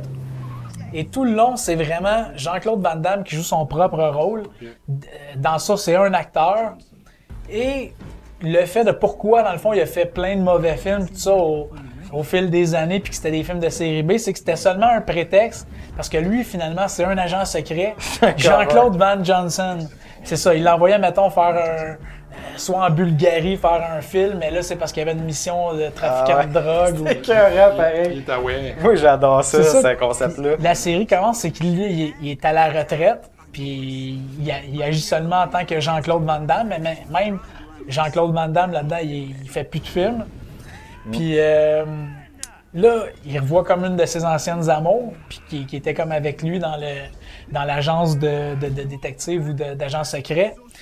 Puis elle s'en va en Bulgarie, justement. Puis là, lui, il fait tout pour aller revoir l'agence puis se faire comme réintégrer dans l'agence parce que il va aller voir ce qui se passe là-bas puis tout ça. Puis là, elle dit OK, on va trouver un tournage de film là-bas. Puis là, c'est ça, il se ramasse sur un tournage de film vraiment fucked up avec un gars qui a conscience de rien puis tout ça. Mais c'est vraiment drôle puis ça joue vraiment là-dedans. Jean-Claude Van Damme, il rit vraiment de lui-même là. Puis il le fait bien, tu sais, il sait qu'il est pas vraiment bon acteur, puis il joue gros tous les autres acteurs sont pas mal pas bons, mais lui, il joue tellement gros, là, c'est épouvantable. Puis c'est vraiment voulu. Fait que si vous regardez ça, puis vous avez aucune idée ou vous avez jamais écouté vraiment les films de Jean-Claude Van Damme, vous allez dire c'est quoi cette merde-là? Mais si vous avez écouté du Jean-Claude Van Damme dans les années 80, 90, ben plus 90, là, je dirais, puis début 2000 peut-être un peu, ben vous allez triper. Moi, en tout cas, j'ai trippé le premier épisode, j'ai ri, là. Écoute, il fait des splits pour rien. C'est vraiment, là, tu sais, pour de la faire. Tu as split en 2 floats, là, genre? Ah, ben ouais. Ah, ça, c'était carré. Écoute, il fait des splits pour vraiment bien des affaires. Puis la manière qu'il se présente, c'est vraiment drôle. Puis il fait toujours des références à ses vieux films, Time Cop, Bloodsport, Target. Quand tu fais une split, t'as pas moyen de faire de split. Ouais, c'est ça. Puis il y a des passes, des fois il y a une scène d'action, tu fais « Ah si, ça vient de ce film-là, c'est ça! » C'est exactement ça. Puis, mais c'est vraiment, vraiment bon. Puis il y a un petit côté science-fiction aussi, mais il n'y a rien qui se prend au sérieux là-dedans. Là. Puis ça s'écoute super bien. Là. Fait que si vous êtes abonné à Amazon Prime, que vous n'avez pas quoi regarder, ben allez regarder ça. Puis, lui, Jean-Claude Van Damme, il dit qu'il ne sait pas s'il veut ramener ça pour une deuxième saison. Ça a été quand même assez apprécié parce qu'il y a quand même eu des bonnes reviews. Hein, moi, je me rappelle, je sais pas si vous vous rappelez de JCVD. Ah, c'est excellent. JCVD, par exemple, c'était dramatique. C'était plus sérieux, C'était dramatique, mais c'était un peu la même affaire. Il faisait comme un genre d'introspection. Mais ça a l'air plus léger. Mais au début, ça m'a fait penser un peu à des Expendables. Tu sais, le fait que c'est tous des acteurs vieillissants qui se prennent pas au sérieux un peu. Mais je trouve que c'est encore mieux amené. Ah ouais? Ouais. Parce que justement, comme c'est une série, ils ont le temps vraiment de mettre beaucoup d'éléments de gag et de parodie autour de ça. Là, puis, parce qu'un film d'1h20 comme Expendables, c'est bon, mais il n'y a pas assez de... Ils peuvent étoffer ça plus avec une série. C'est ça. Comme toujours. Moi, j'ai vraiment aimé ça. Puis c'est ça, Jean-Claude Van Damme, il dit que lui, il veut vraiment que ce soit les fans qui le réclament une saison 2. Parce qu'il veut pas faire une saison 2 pour rien. Puis il s'est dit qu'il veut avoir comme la pression de faire une saison 2 parce qu'il a participé comme à l'écriture, il est producteur, il est coproducteur là-dessus aussi. Fait que lui, il dit, moi, ça me dérangerait pas de faire une saison 2, mais il dit, tu sais, je veux que ça soit le public qui le demande, c'est ça. Tu sais, je veux pas que ça soit juste comme, OK, on me donne de l'argent puis je la fais. C'est sorti en 2017, fait que peut-être 2020, on aurait peut-être une saison 2. Mais j'ai bien aimé ça. Puis sinon, quelque chose qui est sorti la semaine passée, puis c'est pas mal la première chose que j'entends qui fait un peu le buzz autour de... qui est sorti sur Amazon Prime. Qui est hypé, là. Ouais, c'est ça qui est hypé, c'est The Boys.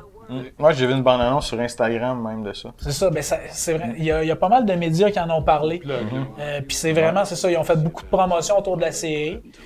Puis c'est extrêmement intéressant. Dans le fond, c'est une série de super-héros, mais là-dedans, les super-héros, c'est pratiquement juste une métaphore pour bien des choses qui vont mal dans notre société. Tu sais, ils prennent ça un peu pour parler du hashtag MeToo, un peu pour parler, mettons, des vedettes, mettons, qui sont dans le monde de la musique, qui se font imposer soit des tenues vestimentaires ou des discours préécrits. Fait que là-dedans, les super-héros, ils passent presque plus de temps à vendre leur image sur Instagram, sur les médias sociaux, à surveiller ce qu'ils disent, qu'à sauver du monde. Puis finalement, tu te rends compte que quand ils arrivent pour sauver du monde, ben c'est vraiment des hosties de trous de cul, puis que souvent, ils s'arrangent pour pas les sauver. Mais le commun des mortels, il y a tellement comme une grosse image de marketing autour d'eux autres que le commun des mortels, la plupart du monde, sont en extase devant eux autres. Il y a des figurines à leur effigie, ils font des films. Fait que c'est vraiment comme les grosses stars du monde entier. Tout le monde tripe sur eux autres. Jusqu'à temps qu'il y ait un petit groupe de monde qui commence à être affecté par justement des dommages collatéraux que les super-héros créent. Parce que souvent on voit ça dans les films de super-héros, mettons, il y a des grosses explosions, tout ça, mais on voit, il a sauvé le pays, ouais, mais il y a combien de monde qui est mort pendant qu'il... Fait que c'est ça. La série commence, il y a un gars qui est en train de faire une déclaration d'amour à sa blonde qu'il connaît depuis vraiment longtemps. Puis, à un moment donné, il est presque en train de dire, bon, de la demander en mariage, puis bang, elle explose d'un coup, il reste juste les deux bras dans les mains. Ah, Puis là, tu te rends compte que c'est un genre de Flash, parce que toutes les... Il n'y a pas de super-héros connus, on s'entend, c'est tous des super-héros avec des noms un peu bâtards, là. Mais ils ressemblent tous à des super-héros que tu as déjà vus. Tu sais, comme là, le Flash, il y a comme tout le petit saut, c'est un noir, puis il y a comme tout le petit saut super stylé, super gros aérodynamique. Puis là, il est là, « Oh non, excuse-moi! » Puis lui, il courait pour aller, dans le fond, chercher des cambrioleurs. Qui dit chercher des cambrioleurs, puis là, bang! Il a comme pas été capable de breaker, puis ouais, c'est ça, il a jeté la blonde de l'autre. Puis c'est ça, finalement, tu te rends compte que, finalement, il courait pas après des cambrioleurs. Il y a plein de situations comme ça, tout au fil de la série, que tu te rends compte que, OK, c'est vraiment les pires salles qui a pas. Puis, justement, le public décide de se ramasser, ceux qui ont été affectés par ça, se ramassent en petits groupes, puis décident de chasser, puis tuer les super-héros. Puis c'est une série qui est extrêmement violente, c'est 18 ans et plus. Ah ouais, ok. Il y a de la sexualité, des scènes de nudité, tu vois des gars des fois à poil, des filles à poil un peu. Fait que ça, il y a ça, mais c'est vraiment violent. Là. Tu vois des entrailles, puis du sang un peu partout, fait que c'est très violent, c'est pour ça que c'est 18 ans et plus. Mais c'est très bon, c'est très drôle aussi. Il y a quand même un ton sérieux. Ça va dans le dramatique, mais ça va dans... Ça se décontracte bien. Ça se décontracte, puis tu fais des fois comme... c'est juste drôle, puis intéressant de la manière qu'ils ont amené ça. Tu fais comme... T'es capable juste... Ils sont même pas obligés de t'expliquer ce qui se passe. Tu comprends un peu le parallèle, mettons, avec qu'est-ce qui se passe dans la vraie vie, mettons, dans tel ou tel milieu, soit le milieu sportif, ou des fois, ils sont obligés de s'injecter pour être plus performants. Parce que là-dedans, de la manière que ça fonctionne, c'est que il y a certaines personnes qui ont des habiletés spéciales, mais il y a vraiment un groupe de 7 super-héros qui sont comme promus par une grosse corporation. Ça peut être un peu moraliste. Moi, j'ai pas senti comme la morale, mais on sent qu'il y en a un petit peu pareil en arrière de tout ça, comme pour essayer de conscientiser un peu. Mais c'est tellement intéressant, puis c'est tellement nouveau, la manière d'apporter ça, puis l'angle qu'ils ont pris pour une série de super-héros que moi, j'ai dévoré ça. Il me reste un épisode à écouter, probablement l'écouter ce soir. Puis c'est 8 épisodes. Vraiment intéressant. Une autre suggestion, si vous êtes abonné à Amazon Prime, à ne pas manquer. Puis toi, Alex, tu voulais nous parler de plusieurs choses. Tu commençais par la première chose qui était écrite. Ah ouais, je suis ça. Une de ces choses-là. Ouais, mais t'es allé voir, toi, un classique. J'allais voir 2 classiques. 2? Finalement. Ah ouais? On a rajouté un classique à l'autre classique. On a fait un double de classique. C'est que dans le fond, je suis allé, j'étais à Fantasia, comme je vois à tous les ans. Dans le fond, tous les ans, c'est des choses différentes. L'année passée, j'avais été voir The Howling. Là, cette année, on était divisé en 2 choses. Ouais. Dans le fond, ils passaient en plus la même journée à la même heure. Oh! Fait qu'on était cocus, c'était un lot. Dans le fond, ils passaient le premier Rambo, dans le fond First Blood, dans une copie 4K, avec le réalisateur qui était là, qui était un bonhomme assez âgé. Fait que là, on était comme wow. Le premier Rambo qui était carré. First Blood, moi, c'est un grand film. En septembre, Last Blood. Très bien. En septembre, Last Blood. Ouais, ça, par exemple, je suis peut-être moins. Moi, je pense qu'il va être bon. Ça... Je sais pas, moi, le 4 est très dur à battre. Rambo, là, le dernier qu'ils ont fait, là, il est bien dur à... Puis en plus, parce qu'il boucle la boucle. Moi, c'est ça que quand ils ont fait dessus dans il retourne chez lui à la fin. C'est ça, tu sais, il boucle la boucle, littéralement, là, tu sais. Fait que, on verra. Je n'irai pas là-dessus, là, ça peut être très bon. Là, mais le premier Rambo reste un classique. Sauf que, il y a un autre classique qui jouait à la même heure, pas en même place. Parce que Fantasia, dans le fond, c'est différentes salles. T'as la Cinémathèque québécoise, t'as la salle J.A. de Sèvres, t'as Hall Concordia. Puis ils ont même rajouté le cinéma du musée là, cette année. Fait que c'est ça. Puis avant, il y avait le cinéma impérial, mais là, ils s'en sortent plus. Fait que à Hall Concordia, t'avais First Blood, mais à la Cinémathèque québécoise, ils passaient Chi-Chi-Chung la suite. Ouais, c'est ça. Fait que là, quand on a vu ça, on a fait comme... En québécois. En joual. En français. La vraie version, là, celle que tout le monde aime. Fait que Carotte Mendoza. Ah ouais, Chris de tabarnak. Chris de tabarnak était lit. Là, on était comme, qu'est-ce qu'on fait? On savait pas quoi faire. Fait que finalement, on est allé voir Chi-Chi-Chung. Ouais, ok. Ouais. Parce qu'on s'est dit, Ben, First premièrement, Blood, c'est cool. Il est en anglais aussi? Ben, non. First Blood? First Blood est en anglais, parce que nous autres, on aime beaucoup la version française. Mais quand même, c'est en 4K, le réalisateur est là, puis c'est pas jeune, on le reverra jamais, tu sais. Mais on s'est dit, tabarnak, Cheech-Chung, la suite, quand est-ce qu'on va voir ça au cinéma? En joual en plus? Ouais. Écoute, tu sais, là, fait qu'on a finalement décidé de voir Cheech-Chung.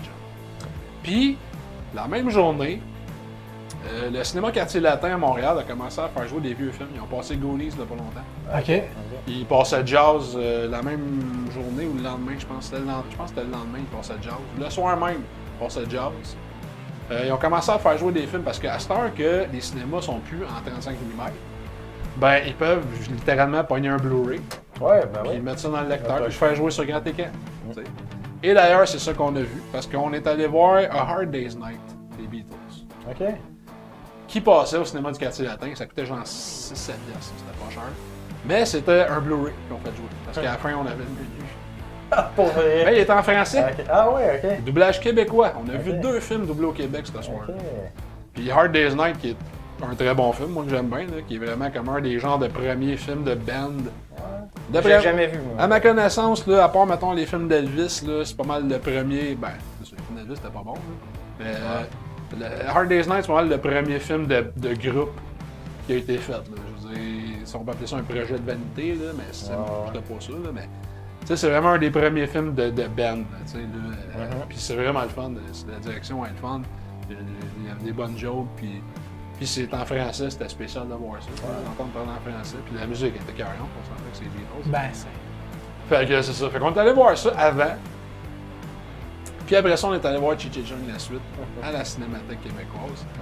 Puis d'ailleurs, nous autres, on pensait que c'était une copie 35 mm. Je sais pas pourquoi, parce qu'on n'avait pas ça vu ça nulle part, mais Cinémathèque québécoise, c'est un peu. Ben un peu comme quand on avait été voir deux associés. C'est ça. C'est quoi? Un génie, 2 associés avec une cloche. C'était vraiment du 35 mm. Le Léoné avec Robert Charlebois et Miu Miu. Mais c'est ça. Cheech-Chung, c'était pas ça. C'était une copie qu'ils ont pognée sur Cinépop. Oh! Ouais, parce qu'à la fin, t'avais comme l'annonce de Cinépop. Le prochain film, mais telle affaire. Là, c'était comme... Oh my god, ok, c'est comme s'il avait tapé du super écran. Littéralement. Ah boy, Fait que moi, ça, j'ai fait trouvé ça drôle. J'ai fait, ok, Cinémathèque québécoise. Ouais.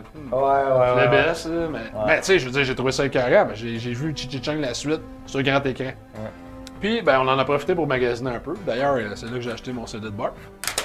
Chez Sunrise Records. Et je me suis acheté une couple de films. Je les ai pas tous emmenés, j'en ai gardé pour la prochaine fois, mais je me suis acheté une couple de Blu-ray, dont Zombie Cat, qui est un très beau film de zombie italien. Mais il a l'air. Le make-up a l'air bon, par exemple. Je checkais les photos en arrière. Non, c'est bien fait, là. Ça, c'est 1989.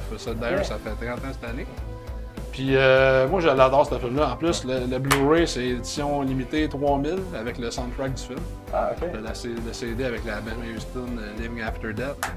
Mais c'est un beau petit film de gore italien, là, avec des beaux zombies. Ça, j'allais dire, hein, les Italiens sont. Pareil, il faut leur donner ça. Pour les westerns, puis les films de zombies, ils l'ont. Et d'ailleurs, c'est le fun que tu dis ça parce que je me suis poigné un western. Probablement un des classiques du western. Que, étonnamment, je n'avais pas en original. C'est Le Bon, la Brute et Le Truand. Qui est pas mal le classique. Ben écoute, dans les westerns, c'est dur à battre. C'est pas mal. L'histoire de là-dedans, là. Souvent, mettons, quand tu vas parler à des gens, ben ça dépend. Faut qu'ils aiment les westerns. On s'entend que les plus jeunes, peut-être pas des fans des westerns, mais c'est le nom qui revient. Quand tu parles de western à quelqu'un, habituellement, c'est celui qui va te mentionner. Ça ou Les Salles Magnifiques, mettons, qui est un western américain. Mais. Pas pour une poignée de dollars aussi? Ben ça, c'est la trilogie, là. Pour une poignée de dollars, c'est le premier. T'es toutes là-dedans? Non. C'est juste. Les autres Jay-Z, c'est celui qui me manquait. OK. Mais dans le fond, le film que j'ai vu, qui est sorti dernièrement, il est sorti le 27 juillet, si je ne me trompe pas, c'est Il était une fois Hollywood. Que je voulais aller voir cette semaine. Qui est le nouveau film de Quentin Tarantino. Je pense que c'est son 9e film, si je me trompe pas. Puis d'ailleurs, j'ai été le voir 2 fois. Dans le fond, on va faire une histoire courte. Il était une fois d'Hollywood, ça se passe en 1968. Ça commence en 1968. Non, ça se passe tout en 1969. Qui est le 50e anniversaire cette année. Ça commence au début de l'année, puis ça finit à l'été, dans le fond. Puis c'est l'histoire, en gros, dans le fond, c'est l'histoire de plusieurs personnages, dont Leonardo DiCaprio qui fait un personnage qui s'appelle Rick Dalton, qui est pas quelqu'un qui a existé pour vrai, parce que dans le film, il y a des vraies personnes puis il y a des fausses personnes. Okay, c'est ça qu'il disait Leonardo DiCaprio, il fait Rick Dalton, qui est un personnage qui n'existait pas, qui est un acteur un peu à la Clint Eastwood, qui jouait dans des séries télé de cowboys. Puis que là, Mané, wow, sa carrière commençait à battre de l'aile. Puis là, il est allé tourner des western spaghetti en Europe. Western spaghetti, je ne pas vraiment le titre, parce que c'est des western italiens, mais des western italiens. Pour des réalisateurs comme Sergio Leone ou Sergio Corbucci ou bon, etc. Puis que là, leur carrière a pris de Lee Van Cleef a fait ça. Il y en a plein qui ont fait ça, parce que leur carrière américaine stagnait, tu sais. Puis, dans le fond, t'as Brad Pitt qui fait son cascadeur attitré. Ça fait des années qu'ils travaillent ensemble. Ça doit faire 10 ans qu'ils travaillent ensemble. Puis lui, c'est vraiment son cascadeur et son meilleur ami. Ils sont tout le temps ensemble. D'ailleurs, dans le film, à un moment donné, il explique que c'est Brad Pitt qui le conduit. Il s'était là parce qu'il s'est fait enlever son permis. Parce qu'il s'est fait 3-4 fois qu'il se pète la gueule en char parce qu'il est sous. Fait qu'il n'y a pas d'allure, tu sais, parce qu'il boit tout le temps.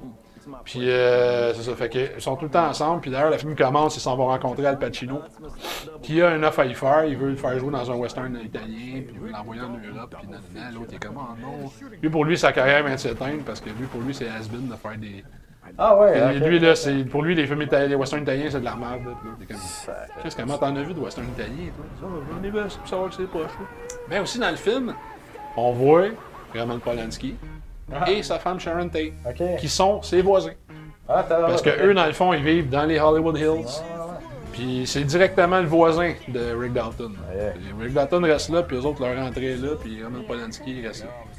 Qui dans la vraie vie n'était pas vrai, parce que dans la vraie vie, Roman Polanski et Sharon Tate vivaient sur un chemin, mais ça finissait, c'était leur maison. Il n'y avait pas de voisins proches, il y avait un gros domaine, puis il restait sur les collines, tu voyais toute la ville de Los Angeles, puis tout ça. Fait que on voit aussi eux autres, qui reviennent d'Europe, dans le fond, où est-ce qu'ils se sont rencontrés, où est-ce qu'ils ont tourné Le Bal des Vampires, ils se sont mariés, nanana, fait que là... Les voix Mané s'en vont au manoir Playboy faire la party avec les Mamas and Papas, puis t'as Steve McQueen qui est là, t'as un paquet de vedettes. Et d'ailleurs, il y a une scène, ça a créé de la controverse, moi je trouve ça très drôle. Il y a une scène dans le film où est-ce qu'on voit Bruce Lee. Parce qu'on voit plein de monde de cette époque-là. On voit Steve McQueen, on en voit plein, là, tu sais, là. Puis comme je disais, il y en a qui ont existé, il y en a qui n'ont pas existé. Mais à Mané, il y a une scène avec Bruce Lee. Il y a une très belle scène, c'est ça, dans le fond, Brad Pitt a été engagé par Kurt Russell, qui est comme le chorégraphe des cascades. Malgré lui, parce qu'il voulait pas, mais il l'a fait pour DiCaprio. Puis là, dans le fond, t'as Bruce Lee qui est en train de se faire à la gueule, devant plein de monde, sur le plateau, dans le fond. Puis il se la pète, Je sais pas si Bruce Lee t'a fraîchi de même dans la vraie vie, là, mais dans le film, il est vraiment fraîchi. Là, il parle de boxeurs, puis tu sais, les boxeurs, les autres, ils se battent pour vrai, puis tout. Puis il dit, quand ils rentrent dans le ring, tu sais, c'est comme, il y en a un des deux qui va finir sur une civière, puis les autres, dans le karaté, on peut pas faire ça, mais moi, j'aimerais tellement ça pour faire ça. Tu sais, là, il se la pète, puis il tourne en rond, puis il y a comme plein de monde qui l'écoute, dont Brad Pitt. Brad Pitt, il est comme, il boit son rang de berlingot de lait, il est comme, femme, tu ta. Mais écoute, en tout cas, je veux pas toute la compter à la scène, mais c'était écœurant, mon gars. Le Bruce Lee, il dit à l'autre, il dit, qu'est-ce qu'il y a de drôle? Il dit, ah, c'est correct, là. Il dit, regarde, je cherche pas le trouble, là, c'est beau, mais là, Bruce Lee insiste, puis l'autre fait comme, ah ouais, ben, regarde bien ça. Parce que Brad Pitt, dans le film, c'est pas un enfant de cœur. Il est allé à la guerre, puis. Maintenant, tu le vois en chess d'ailleurs pour les demoiselles qui écoutent la émission. Brad Pitt en chess, là, en 2019, c'est encore tabarnak, mon gars, il est shapant sacrément. Pourtant, il est pas jeune, Brad Pitt, là, il doit être début cinquantaine peut-être. Sacrément. En chess, là, ça paraît pas. Fait que c'est ça, l'humour est au rendez-vous, comme toujours, dans Tarantino. Puis, dans le fond, c'est ça le film. On voit Rick Dalton, c'est des boires, Mané est engagé justement, il s'en va tourner des westerns italiens. Fait que c'est ça l'histoire du film. Puis entre ça, ben, on voit Sharon Tate, puis Roman Polanski, puis on comme plus des personnages, ben, pas secondaires, mais Sharon Tate est quand même importante dans le film, on la voit quand même souvent. Mais y a-tu ça un rapport parce que tu sais. Maintenant, on la voit, elle va voir un de ses films qu'elle a tourné. Puis c'est d'ailleurs drôle parce qu'elle arrive au comptoir, puis elle dit, l'autre elle dit, ah, ça coûte genre 75 cents. Elle dit, j'ai joué dans le film, ça. Pas parce qu'elle veut pas payer, mais tu sais, c'est son film, tu sais, fait qu'elle. C'est comment ça, c'est moi, tu sais, elle dit. Fait que là, l'autre, elle crée pas au début. Ah ouais, j'ai joué là-dedans, pis tout. Fait que là, le manager vient à voir, elle dit « Ah ouais, t'as tout joué là-dedans. » Ils se font poser avec, puis là, elle rentre dans le film gratis, puis elle va écouter son film. Puis elle est toute fière d'elle, elle regarde le monde rire, puis elle est comme « Ah wow! » Tu sais, c'est bon, tu sais, je suis bonne. Fait que ça, moi, j'ai trouvé ça touchant, j'ai fait comme Chris. Parce qu'elle connaît une fin tragique. Ouais, ben c'est ça. Là. C'est-tu abordé un peu?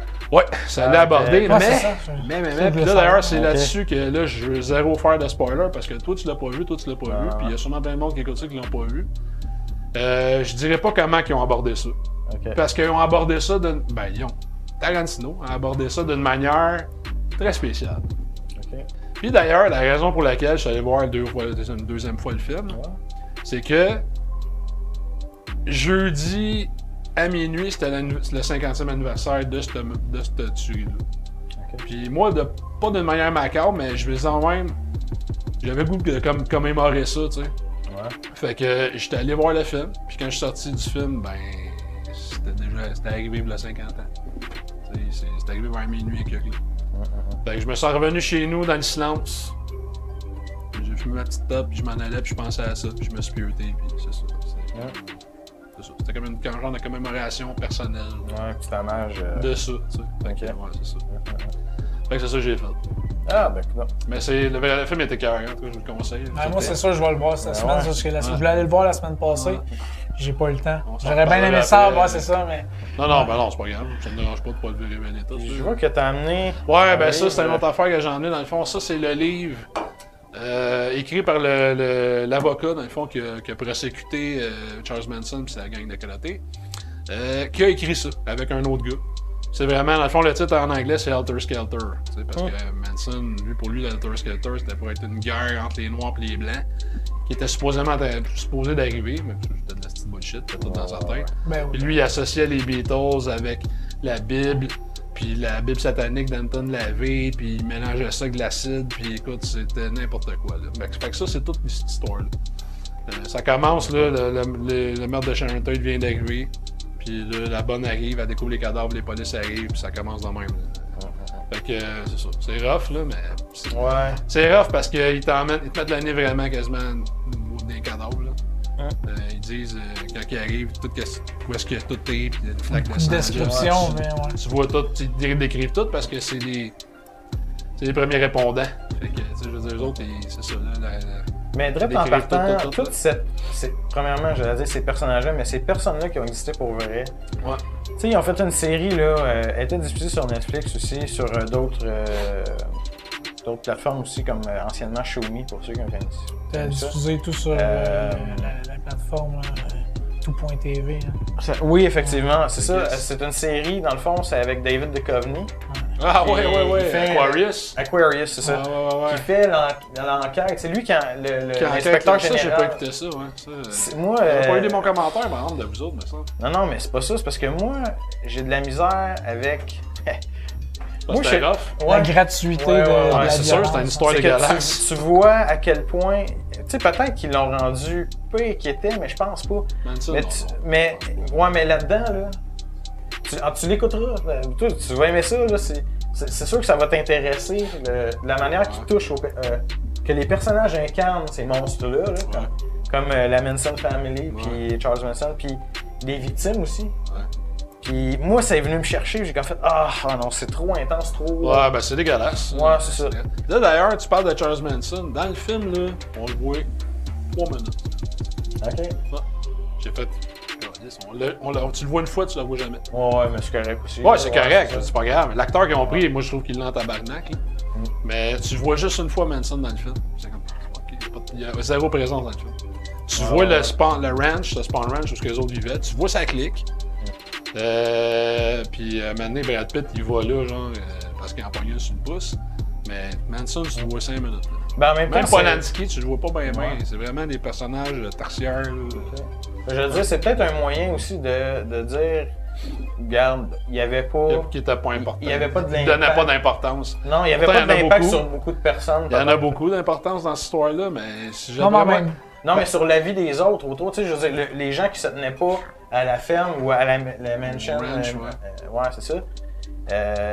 Tu sais. Non, je pour veux eux dire, non, autres. il y a pas eu. Ce gars-là, il a eu de l'impact sur sa famille, puis sur les personnes qu'il a tuées, puis leur entourage. Ouais, c'est ça. Mais aussi, il y a eu beaucoup de... Ben, plus ou moins, parce que toute cette histoire-là, ça a impacté beaucoup l'époque.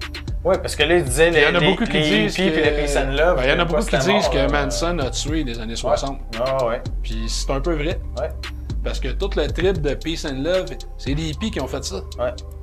Quand le monde a vu que c'était des hippies qui avaient fait ça, tabarnak. Ouais, là, tu sais, je veux dire, vous prêchez, ça fait des années que vous prêchez la Peace and Love, puis gars, qu'est-ce que vous faites? Ouais. Mais c'est parce que dans n'importe quel clic, il y a des crapets, puis tu sais, je veux dire, des mongols de même, il y en a dans toutes les sphères de la société. Mais mettons que les petites lunettes roses sont tombées, là, à partir de ce moment-là. Ils ont explosé, man. Ouais, ben, c'est ça. Ils ont explosé en esti. Ah, ben écoute, fait que Once Upon a Time in Hollywood. Un bon film, tuerie de marde, c'est ça. Vraiment, aller voir ça la semaine prochaine. Excellent, parce que est-ce que c'est notre conclusion? Je pense que ça résume le 50e. Le 50e épisode qu'on a la batte 50. Ben ouais, je vais continuer à siroter ça. C'est sûr qu'on a fait 50. Excellent, fait que... Sur ça, ben... Attention à vous autres. Salut. À la prochaine. Peace and love. Abonnez-vous, cliquez j'aime. Ouais. Donnez-nous de l'amour.